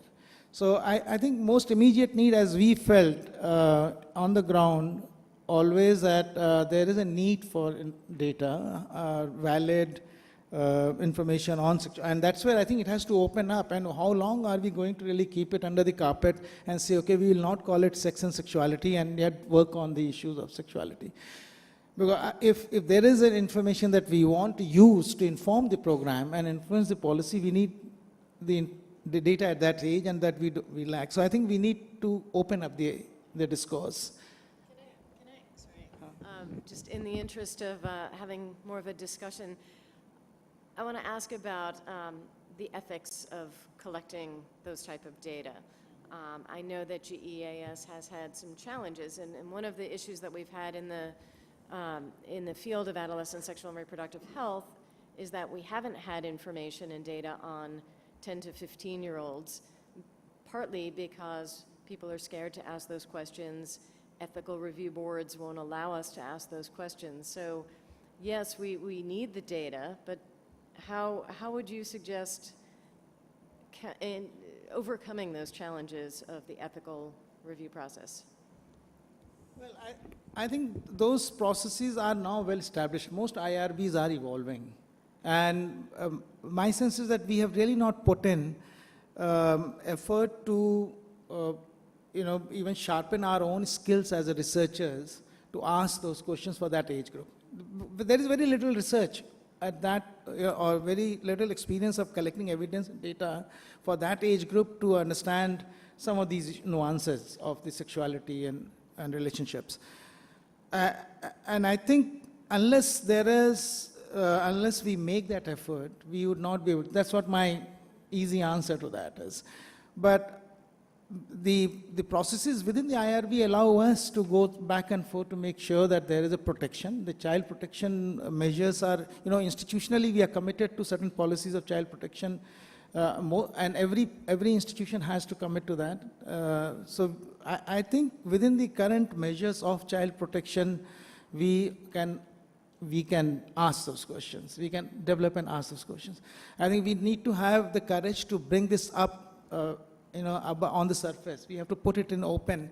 Otherwise, we'll continue to work under the carpet, and we'll say, okay, we have reached so many millions of girls and boys at that age, but we'll not be doing, because every time we camouflage the language, we camouflage the messages, we give the wrong, in fact, we create far more myths and we are not able to even train the mentors or leadership at that level who would use the right kind of language and sensitivity and respect for those issues, because there is no evidence to support. And even someone said, what is the impact? How do you then see whether it is working in the manner you want to, using their language? So I think that's the biggest challenge for influencing the policies, and we are missing. I think if we disconnect these two and try to be pragmatic, then I think we are not doing a great service there. And just one quick comment on that, which is that I think a lot of us agree that we need more data on the very young adolescents, but I would remind donors and program implementers that doing so, getting ethical review takes time. And so you need to build in that time and the funding to do that. So thank you for that. Sunita, why don't we turn to you and tell us a bit about Breakthrough. Breakthrough is a human rights organization, and we've been working since 1999. Our foray into sexuality education started many, many years ago when there was a case which happened in Delhi where a young schoolboy who was in class 11th took a MMS video of a sexual intimacy that he had with a girl. And then he passed on that MMS across the school. It reached out of hand, and the girl had to leave the school and go abroad into hiding. Technology from then to now has changed many folds. The access and the reach has reached many folds, but in terms of comprehensive sexuality education, correct, consistent information is still very hard to find. So you can check the internet, and there are lots of porn sites which will come up, but if you really want to have correct, consistent information, there are few and far in between. Breakthrough has been working on intersectional violence against women issues, on early marriage, gender-biased sex selection, gender equity issues. And we feel that if we really want to address complex issues of adolescent sexuality, we need to look at it at a comprehensive level. So surely you need to work with young people, adolescents, on empowering them about sexuality, but you also need to work at multiple levels in and around them. So you need to work with their families, you need to work with institutions like your schools, your parents, you need to work with frontline workers, you need to work with PRIs who can form the support system and provide services to these young people. At the same time, if you really want to change gender norms in a very difficult area, you also need to have a larger conversation around sexuality education. So we use a lot of media, arts and culture and community mobilization to talk about these issues. So while the mass media creates buzz in the community, creates an awareness around sexuality related issues, the community mobilization creates those public spaces where a debate can happen around sexuality, which otherwise will not happen. Then we have an intensive leadership development capacity building program. And then we feel that if you really want to make it scalable, you need to reach out to more and more people. So forums like these where we can share our data, that is well addressed. We have a very robust adolescent empowerment program called Taron Ki Toli. Taron Ki Toli in English means a gang of stars. So it is a program where every adolescent has the potential to bring out the star in themselves. So the program has a subtitle of Teri Jeet, Meri Jeet, which looks into the concept of that I will win if you will win. So it looks at a win-win kind of a situation and does not look into creating biases, discrimination, stereotypes where boys and girls are differently treated. That kind of thing is questioned and across. We also have a community-based program, which is a shorter version of the school intervention program. The entire curriculum takes the students from classes 6 to 8, which is your 12, 13, 14 years of age, which is early adolescence, through a program where they go through a journey of me to we. So the first part of the program looks into building their core strengths, who they are, what are their identities, what is their concept of body image. So everything around self is pursued. And once they're confident about themselves, they have a voice, they have a little bit of decision making, then we go into interpersonal skills. So we feel that not just awareness, but you also need to have skills in order to engage with the larger community. So it could be peer-to-peer intergender dialogue with your siblings. It could be around domestic chores as to who does what. It could be about having a interaction with your parents, which is an intergenerational dialogue around that I don't want to get married. We also work heavily on early marriage issues, where in some of the areas that we work in Jharkhand and Bihar, if you go to a school there, you would see around 40 to 50% of the girls are already married by the time they're 14. So they will come with their chudas and sindoor, which are like signs of marriage, and it is very depressing sight, but that's the reality out there. So it's a extreme kind of a situation where at one level, the moment adolescent hits puberty, you are expected to till puberty you're a child. The moment you cross puberty, you are treated as an adult and ready for all kinds of adult roles, whether it is marriage, whether it is working, whether it is taking on all household responsibilities. So we have been trying to question these, and through our curriculum, we have been engaging young people, parents, duty bearers, to ensure that the social norm and the gender norm around this is questioned and challenged at a regular level. We also have embarked on RCT, which is randomized control trial, because we feel a program of this nature. We are reaching out to 22,000 adolescents across Haryana, Jharkhand, Bihar directly, and it's a good sample size. So we felt that the learnings of this could be, if found successful, we could scale up. When it comes to sexuality per se, within the program, I mean, we also face similar challenges where, because we were working at scale, we wanted to tie up with the government. The government did not want any reference to sex, very similar issues, very similar challenges. So we kind of took the route of gender equity, and we talked about everything that was around sexuality. So sexuality, we did talk about body image, we talked about gender roles, identity, stereotypes, we talked about negotiation, conflict resolution, we talked about SRHR, menstruation-related issues. We talked about sexualization, where there is early marriage and sexual harassment, and how to engage and deal with the same. We felt that for any program, you need to develop yourself, which is the me angle.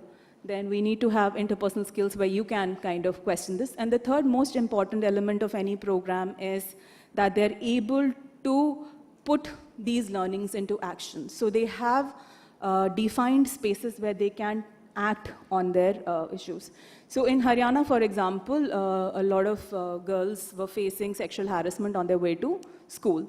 So these girls decided to kind of collaborate with 150 schools that we are working in, and they did a signature petition, getting 12,000 signatures across, and then submitted to different PRIs just before elections, saying that this is a critical issue and you need to address it during your Panchayati Raj elections. So these are some of the ways that we've been working in. Interestingly, the RCT, we've just had early results. It's not finalized. But clearly, there has been an 80 to 85% increase in boys showing positive gender behavior, which is significant. And overall, girls and boys have shown positive gender attitudes, around 80% of them. The challenge that we have had is, even though we've focused a lot on building aspirations of girls, that hasn't moved too much. So those challenges remain, because we need to work much harder around those aspects. Great. Thank you, Sunita. And I'm trying to move us along. We've got 15 minutes left, but we want to hear from Sonal about Agents of Ishq and your work. Okay, so I'm representing Agents of Ishq today, and for those who may not know, Agents of Ishq is a multimedia project about love, sex and desire. And our tagline is, we give sex a positive name. So we are not undercover, we are talking straight about sex. And while there are many insights that we have from the work that we are doing, I'm going to concentrate on only 3 of them in the interest of time. And so the first thing I would like to talk about is emotional logic. So we are finding that, we find that from our work and from the workshops that we have done with adolescents, that it's very important that we focus on building emotional resilience. What we are finding is that, the work that is happening, the workshops that are happening on SRHR, they are addressing the gap that is there around, concepts of physicality, but there is really no addressal of the lack around emotions. So, for example, in a workshop, you might talk about attraction, but you won't talk about love. You'll talk about emotion, but you won't address heartbreak. And you might talk about agency, but you won't talk about rejection. And we think that it's a very, it's a constant thing that we are seeing, that people are tending to isolate love from sex and sex from desire. So for example, while in a workshop you might talk about reproduction, if you don't talk about love and desire, you're going to leave a child confused, because those child and adolescent confused, because those are the questions that are running in the person's mind. So we really feel that it's important that we seriously think how we can address this and build their internal emotional muscles, because we honestly feel that if this gap in reaffirming language around love is not addressed, it will be dangerous, because it can only build shame, it builds self-esteem issues, and it will, lead to toxic masculinity. The second thing that we want to talk about, and we feel that people must think about, is feedback loops. So we are finding that many times that the people who create programs and the stakeholders, they come from a position where they believe that they already know what is the information that an adolescent needs, what's good for them, and that basically they come from a place that we know already what's good for them, what they need, but there aren't enough feedback loops. And of course, there is the fact that there's very less mainstream representation of adolescents themselves. So what I mean by this is that there are very few, for example, there is very little literature which adolescents themselves have written. So we need to build in, we need to look at creating content which is content by the adolescent themselves, and allow them to represent themselves and talk about their own issues. And we find that what is happening is mostly we will go ahead with the program and then the insights will come in, but there's a long time before we can actually look at those. The other thing, a point of concern we have within this point is that our programs demand that our adolescents prove and demonstrate change, but really, can they operationalize our demands? And so we might want to think that it's time to ask ourselves, can we let something not known to us, that just put in the seed and allow it to grow, instead of demanding a kind of proof that, things have changed. The third point is about intersectionality. It's important that while we are building these programs, and especially content around them, that we don't forget that sexual orientation or gender identity and other identities are not something you can leave back home. You will carry them with you. And while designing content that we make, we ensure that we are covering the spectrum, because when we don't, we can really alienate people. And this is something that we do at Agents of Ishq. We look at the language being inclusive and accessible. So while you might have language which is, say, you use English language, but you use language which might be friendly to somebody whose primary language isn't English, although they do know English. And secondly, you represent both straight and queer, you represent monogamy and polyamory. And even in aesthetics, while you represent in textual, you also represent visually. These are just some of the findings that we want people to consider. Thank you. Thank you so much. That was an awful lot. Just a few minutes. I appreciate it. So given time constraints, I'm going to do one really quick round. I'm going to give you each 1 minute to address the question of what do we need to do for the future to promote positive sexuality for adolescents, okay? So picture yourself in an elevator with a journalist or a billionaire. You're either telling them what we need or you need money to do something more. And you have 1 minute to talk about what we need to advance positive adolescent sexuality? And I'm going to time you. So who wants to go first? I know I'm putting you all on the spot here. At the end of the day, Ravi. Take less than a minute because I think I need money to do evidence, data, as I said, for that age group. I definitely think that organizations like ICRW can provide a lot of valid, reliable, contextual information that would inform program and really open up the discourse at the policy level, both on violence and the sexuality in that age group. Well, I think it will break a lot of myth. So I need money for that. I don't know. I've been going to Anand all the time. He doesn't give me money, actually. Great. That was less than 30 seconds. Good job. All right. All right. I think that what I would need is actually adolescents. We need them to tell us what they need to be able to move. I would need adolescents. I need a receptive audience. We found, Mayank spoke in the beginning about what a turmoil it was just to get like 10 adolescents into this space for 3 days. Imagine how difficult it is for an organization that's trying to work with them, living in that place with staff from there, working with young people. So we need an audience, we need a support system, people who are willing to work with them together to try and influence change. I need a government. I need institutions that are willing to listen to what these people, young people need. So I think I need these 3 things together in a row. We'll come in with back-end support wherever, not at the government level, we can't do that level of data, but definitely at the level of working with young people to help build their capacities, work with, organizations to help give them the strength to work this through. But yeah, that's what I would want. Great. That was 1 minute, 6 seconds. Good job. So a few things. I think for starters, I would request whoever the duty bearer, the stakeholder, to ensure that adolescent is treated as a separate category, not just legally, but also socially, culturally. There is a specific identity for an adolescent, which in a current scenario is missing. The second thing is every child in the age group or adolescent, again, I mean that break needs to happen. Is it a child, an adolescent, or a youth? That definition needs to come. Every adolescent needs comprehensive sexuality education. I think besides education, there needs to be strict response strengthening mechanism. There needs to be access to services for adolescents to get all of these services.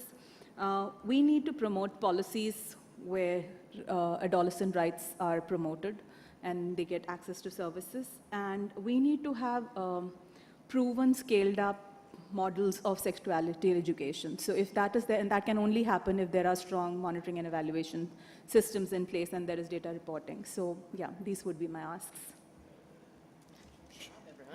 And my response to this would be that I think there needs to be more funding to develop positive language around sex. We find that most of the information is around violence. So you will talk about rape and harassment or in the context of health, but really talking about what are the positive aspects of sex so that it builds self-esteem, that's one. Secondly, when it comes to adolescents, allow them to represent themselves. Currently, there isn't enough voice. Although they have more than 50% of the population, there isn't enough media with their voice in it. We are assuming that these are the things that they want. They might want something else. Thank you. Great. Nicely done. Yeah. Okay, Sahil, do we have time? It's 5 minutes. We can do one quick round of questions. Okay, 1, 2. Maybe we'll do 3 questions. Poonam has a question as well. So right up front here, this gentleman, and then her.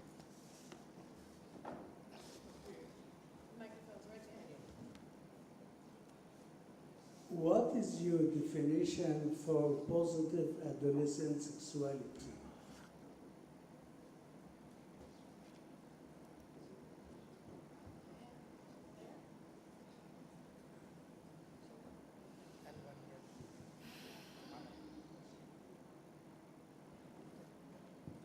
Are we taking questions? Yes. Yes. Okay. So this is coming from my experience of working with adolescents in rural India. there was a consultation, lots of regional consultations organized by UNICEF, and one common voice that came out from adolescents was that sexuality education on sex education actually needs to start from class 6. Similar experiences I've had with adolescents in Rajasthan, where they said that we need sexuality education. We spoke with parents who are assuming that this is already happening in schools, and a lot of parents actually believe that they need this education at the age of 12. So I mean, just having worked at the grassroots level, sometimes I wonder, and another thing to add to this, a program that worked in Rajasthan, I wouldn't name the organization, kept saying that, you know, we didn't start with talking about sexuality issues. We started off with softer aspects around aspirations, and only after having worked for 4 months, we started introducing these topics. And then they kept saying that it's not easy to talk about these things, it's not easy. And then when we got deeper and I started probing what were the issues, I figured that there were 2 incidences only of like the 1,000 places where they were working, where it became, you know, it was a parent came and said that took their daughter away. So I wonder if this is something that we are going on repeating. Is it even true that the community, adolescents definitely want this, but also parents in Rajasthan, I was quite surprised, were saying that this is actually needed, and we think that teachers are already giving this information. So is this a state stand, government stand, that we don't want this term to be used, or do parents and adolescents also have reservations about it? I'd like the panel to just share their experiences in the field. So Poonam. So, you know, many of the panelists have said, and you keep hearing, we don't hear the voice of young people, we don't know enough. But, you know, we have, I'm just, talking partly in the Indian context, we have the youth surveys, we have any number of declarations, we have a lot of research starting 25 years ago on sexual behavior, expectations, aspirations of young people. It's just that, would you agree with me that we haven't put it together and we don't have a comprehensive plan? We keep talking about comprehensive sexuality education. I've just been given a badge by a young lady here. We need comprehensive sexual education. We need comprehensive sexuality education. But you know, I think we do have the information today at the national level, plus global evidence.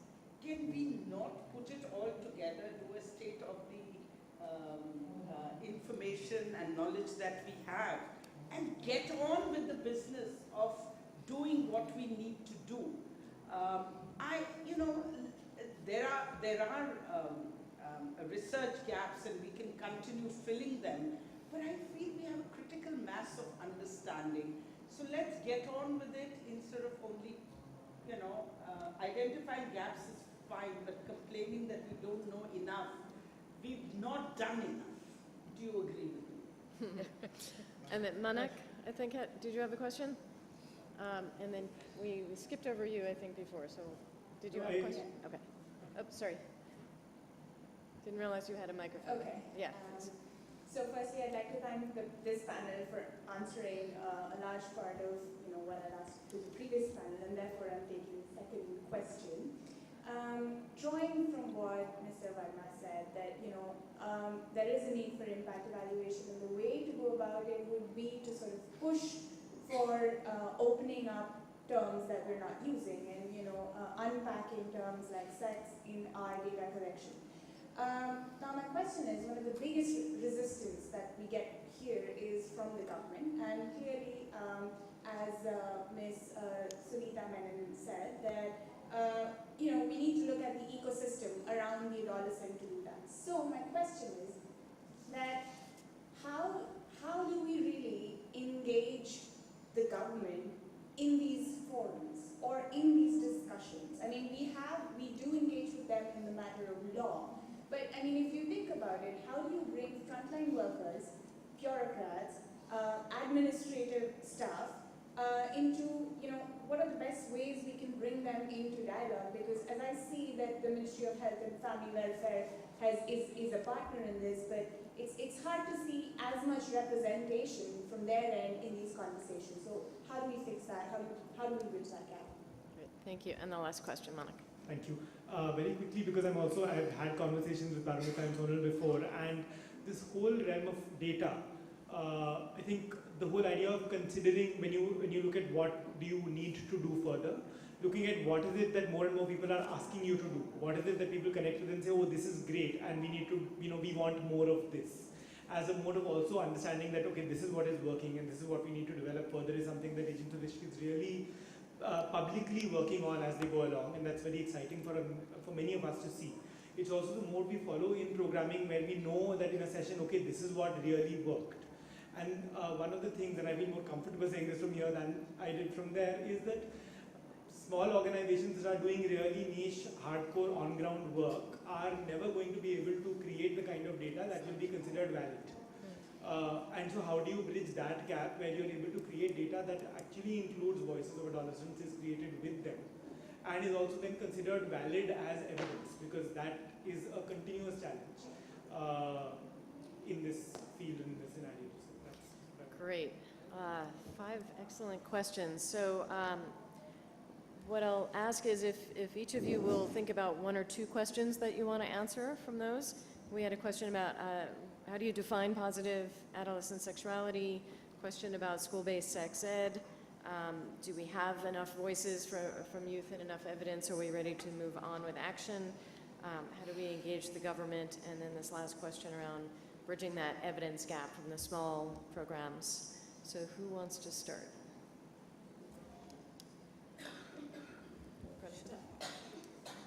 Well, I'll just start with the last point about, that I think the importance of the impact of small organizations working on the issues that are pertinent to the community that they are servicing, I think that is really essential.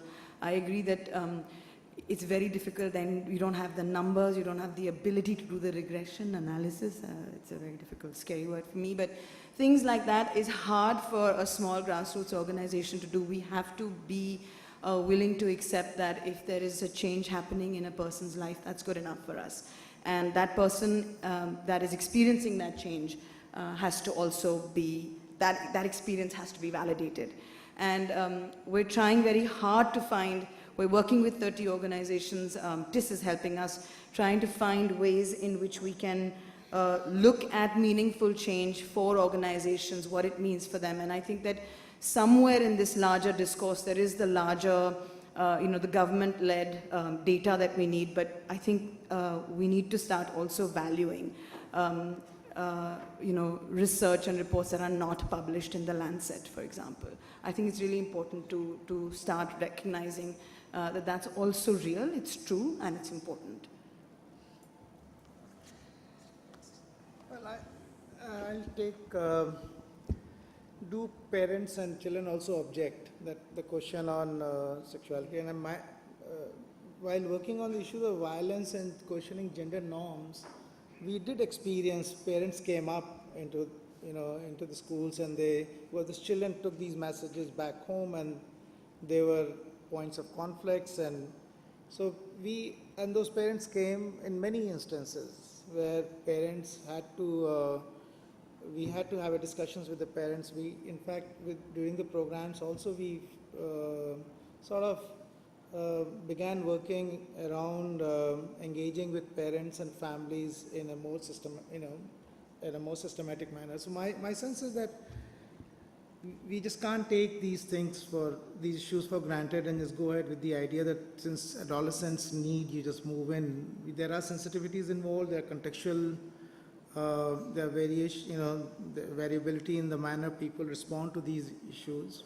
So yes, my sense is that a program needs to prepare itself to respond to those questions and issues.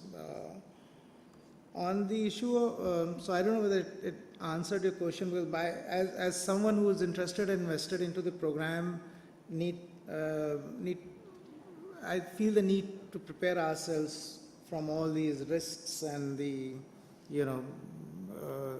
the pitfalls that you could get into, because many times, even if you're well-meaning, the moderators, the manner in which these issues get communicated within the group sessions, they might convey messages that they were not originally intended to, and they have unintended consequences. So I think, it's a complex issue. It's just not a straightforward message and responding to the need, which is, in fact, many times even needs are not very well articulated. So you respond to them, or your moderators are responding, and it's always a shuttle between individual counseling to a group kind of education and higher level of abstraction that you are trying to draw.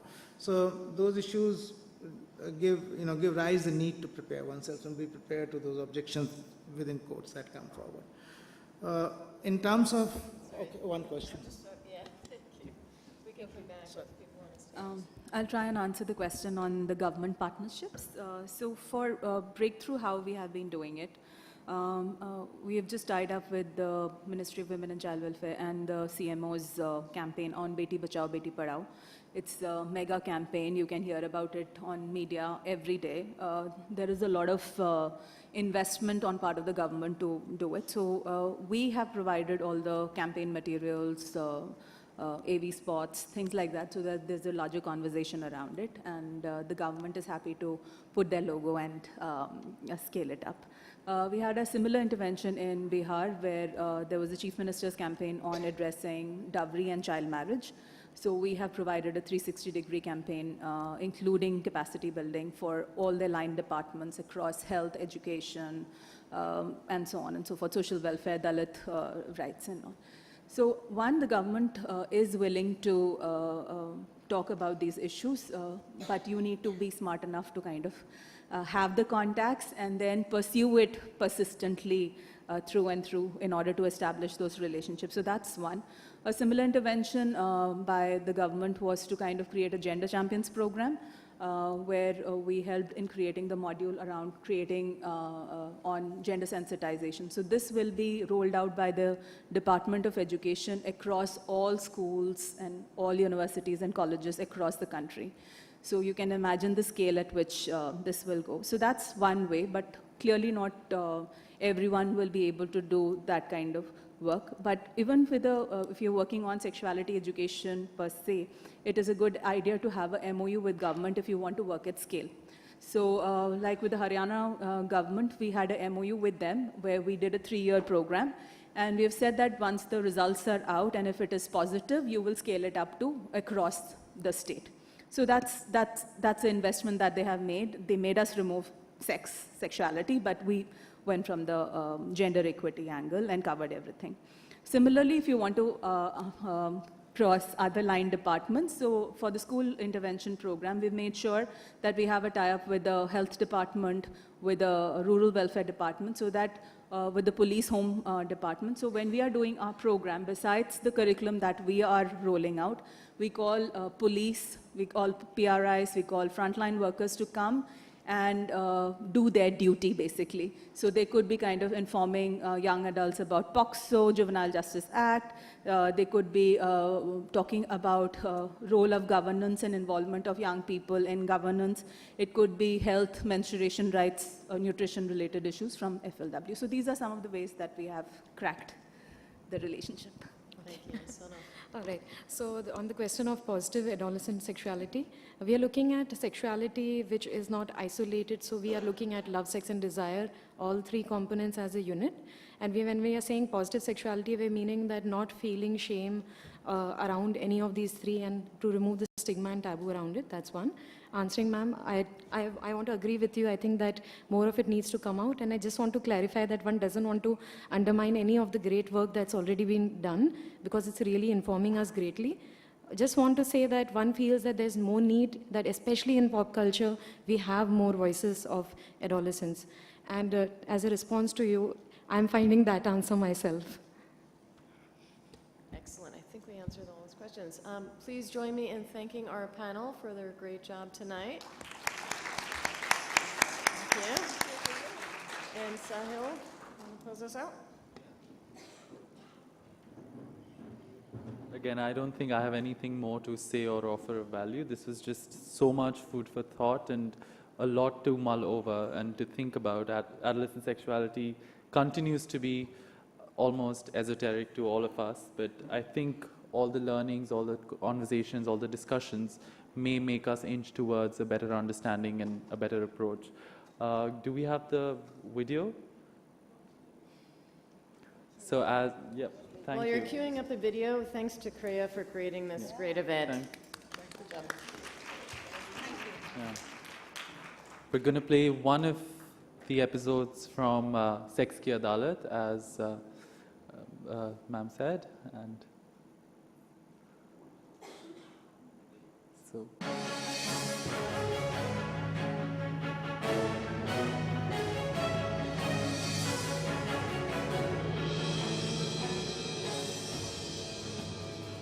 तो शुरू करते हैं fast. जज साहब, मेरी client Asha ji अपने पति दुष्यंत जी से डिवोर्स यानी कि तलाक लेना चाहते। किस बिना पर? जज साहब, हमारा मिस्टर दुष्यंत पर इल्जाम है कि वो अपनी पत्नी के साथ बेटा पैदा करने की काबिलियत है।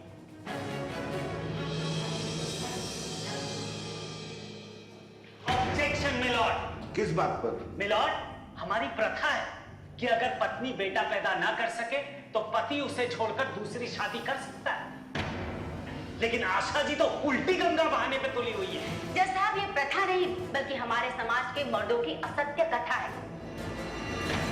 और दोषी को कोई हक नहीं बनता कि निर्दोष पर इल्जाम लगाए। ऑब्जेक्शन मिलॉर्ड, ये सरासर हमारे संस्कारों के विरुद्ध है। मिस्टर दुष्यंत, इस इल्जाम के बारे में आपको क्या कहना है? मैं कहता हूं जज साहब, नॉट गिल्टी। अरे भाई, आप तो नॉट गिल्टी ही बोलेंगे, लेकिन बेटा तो मिस्टर दुष्यंत को पैदा करना है। इनकी क्या राय है? जज साहब, हम इस इल्जाम को नकारते हैं। किस बिना पर? देखिए जज साहब, किसी भी औरत को अपने पति पर उंगली उठाने का कोई हक नहीं है, वरना पतिव्रता जैसे आदर्श का क्या होगा? मिस्टर दुष्यंत, जिस समाज में पत्नीव्रता जैसा कोई तथ्य ना हो, वहां पर जज साहब पतिव्रता के लिए भी कोई जगह नहीं होनी चाहिए। Objection milord. मिलॉर्ड, ये एकदम मनगढ़ंत और बेबुनियाद बात है। जज साहब, बेटा पैदा करना पत्नी का फर्ज है। जज साहब, मैं इस अदालत में ये साबित करके दिखा सकती हूँ कि बेटा पैदा करना केवल पुरुष पर निर्भर करता है, ना कि महिला पर। मैं डॉक्टर साहब को कटघरे में बुलाने की इजाजत चाहती। बुलाइए। नमस्ते जज साहब। नमस्ते। आज जरा फास्ट। डॉक्टर साहब, सबसे पहले तो आप अदालत को ये बताइए कि लड़का और लड़की के पैदा होने में क्या फर्क होता है और क्यों? इंसानों में दो तरह के क्रोमोसोम की जोड़ी होते हैं, एक्स और वाई। औरतों में ये जोड़ी सिर्फ एक होती है, एक्स एक्स, लेकिन मर्दों में दोनों एक्स और वाई मौजूद होते हैं। इन्हीं के लेन देन से बेटा और बेटी का फर्क होता है। अगर गर्भ की शुरुआत में अगर मर्द का एक्स क्रोमोसोम औरत के शरीर में प्रवेश कर गया तो यह औरत के एक्स क्रोमोसोम से मिलकर जोड़ी बनाता है एक्स एक्स की, यानी कि मादा, यानी कि अब लड़की पैदा हो गई। और अगर मर्द ने औरत को वाई क्रोमोसोम दिया है तो फिर ये जोड़ी एक्स वाई हो जाएगी, यानी कि नर, यानी कि अब लड़का पैदा होगा। अब जब साहब कोई लाख दुआ कर ले या मन्नत मांग ले, ये लड़का और लड़की जो है ना, ये सिर्फ एक्स और वाई क्रोमोसोम की देन है। तो डॉक्टर साहब, इसका मतलब ये होता है कि लड़का या लड़की के पैदा होना पूरी तरह से पुरुष पर निर्भर करता है, ना कि महिला पर, राइट? 100%। लड़का हो गया लड़की, इसमें है औरत का कोई रोल नहीं है। ये तो हर हाल में मर्द का दिया हुआ एक्स क्रोमोसोम या वाई क्रोमोसोम ही डिसाइड करता है। थैंक यू डॉक्टर साहब। ऑब्जेक्शन, ये हमारे सेंटिमेंट को ठेस पहुंचा रहे हैं। जज साहब, इंसाफ सबूत मांगता है, ना कि सेंटिमेंट्स। Objection, objection. अरे भाई, आप बार बार ऑब्जेक्शन करके मेरे सेंटिमेंट को हर्ट कर रहे हैं। तो क्या मैं आपको जेल भेज दूं? योर ऑनर, ये तो सरासर नाइंसाफी हो। एग्जैक्टली, हम भी यही दलील दे रहे हैं जज साहब कि अगर मर्द करे तो समाज, सोसाइटी, संस्कार, लेकिन वही चीज अगर औरत करे तो नाइंसाफी। क्यों? आशा जी, इस मामले में आपका क्या विचार है? योर ऑनर, सच तो ये है कि हम अपने पति से तलाक या डिवोर्स नहीं लेना चाहते। हमारे पति तो बहुत ही अच्छे आदमी हैं। बस कभी कभी कुछ बातों को लेकर इनकी अकल पर पर्दा गिर जाता है। पर्दा? साफ साफ बताइए। हम सिर्फ इतना कहना चाहते हैं योर ऑनर कि जब कभी कोई औरत बेटा ना दे पाए तो उसका दुश्मन उसका पति ही नहीं बल्कि उसका पूरा खानदान बन जाता है। जबकि साइंस माने कि विज्ञान भी यही कहती है कि इसमें औरत का कोई दोष नहीं।